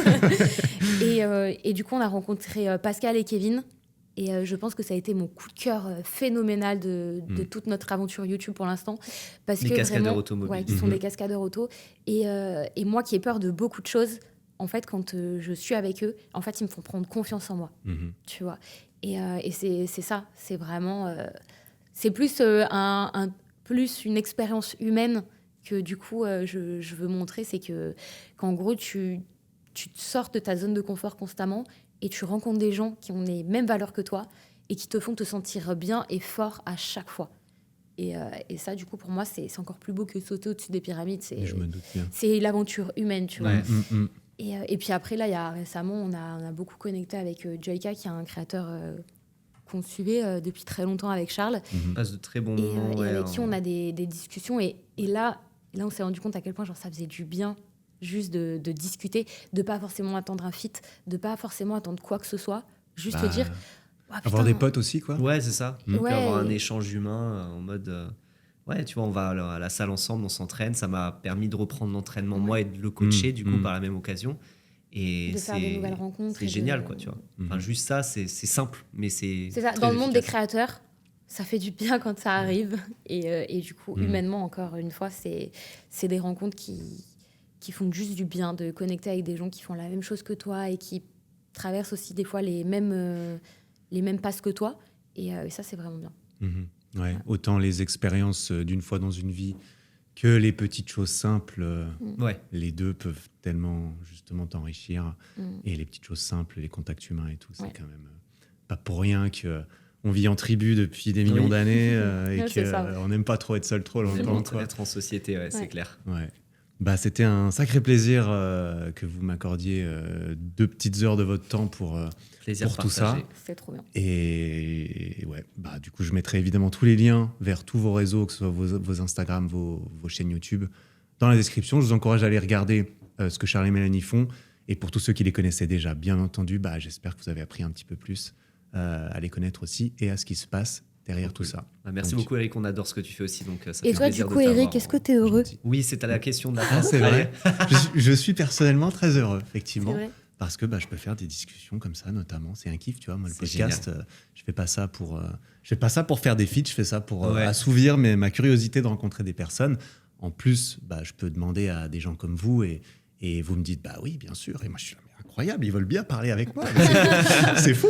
Du coup, il y a plein de choses à apprendre, il y a plein de rencontres et c'est aussi des moments humains que je chéris parce que c'est vrai que moi, je suis aussi quelqu'un d'assez introverti, solitaire. J'aime bien être chez moi.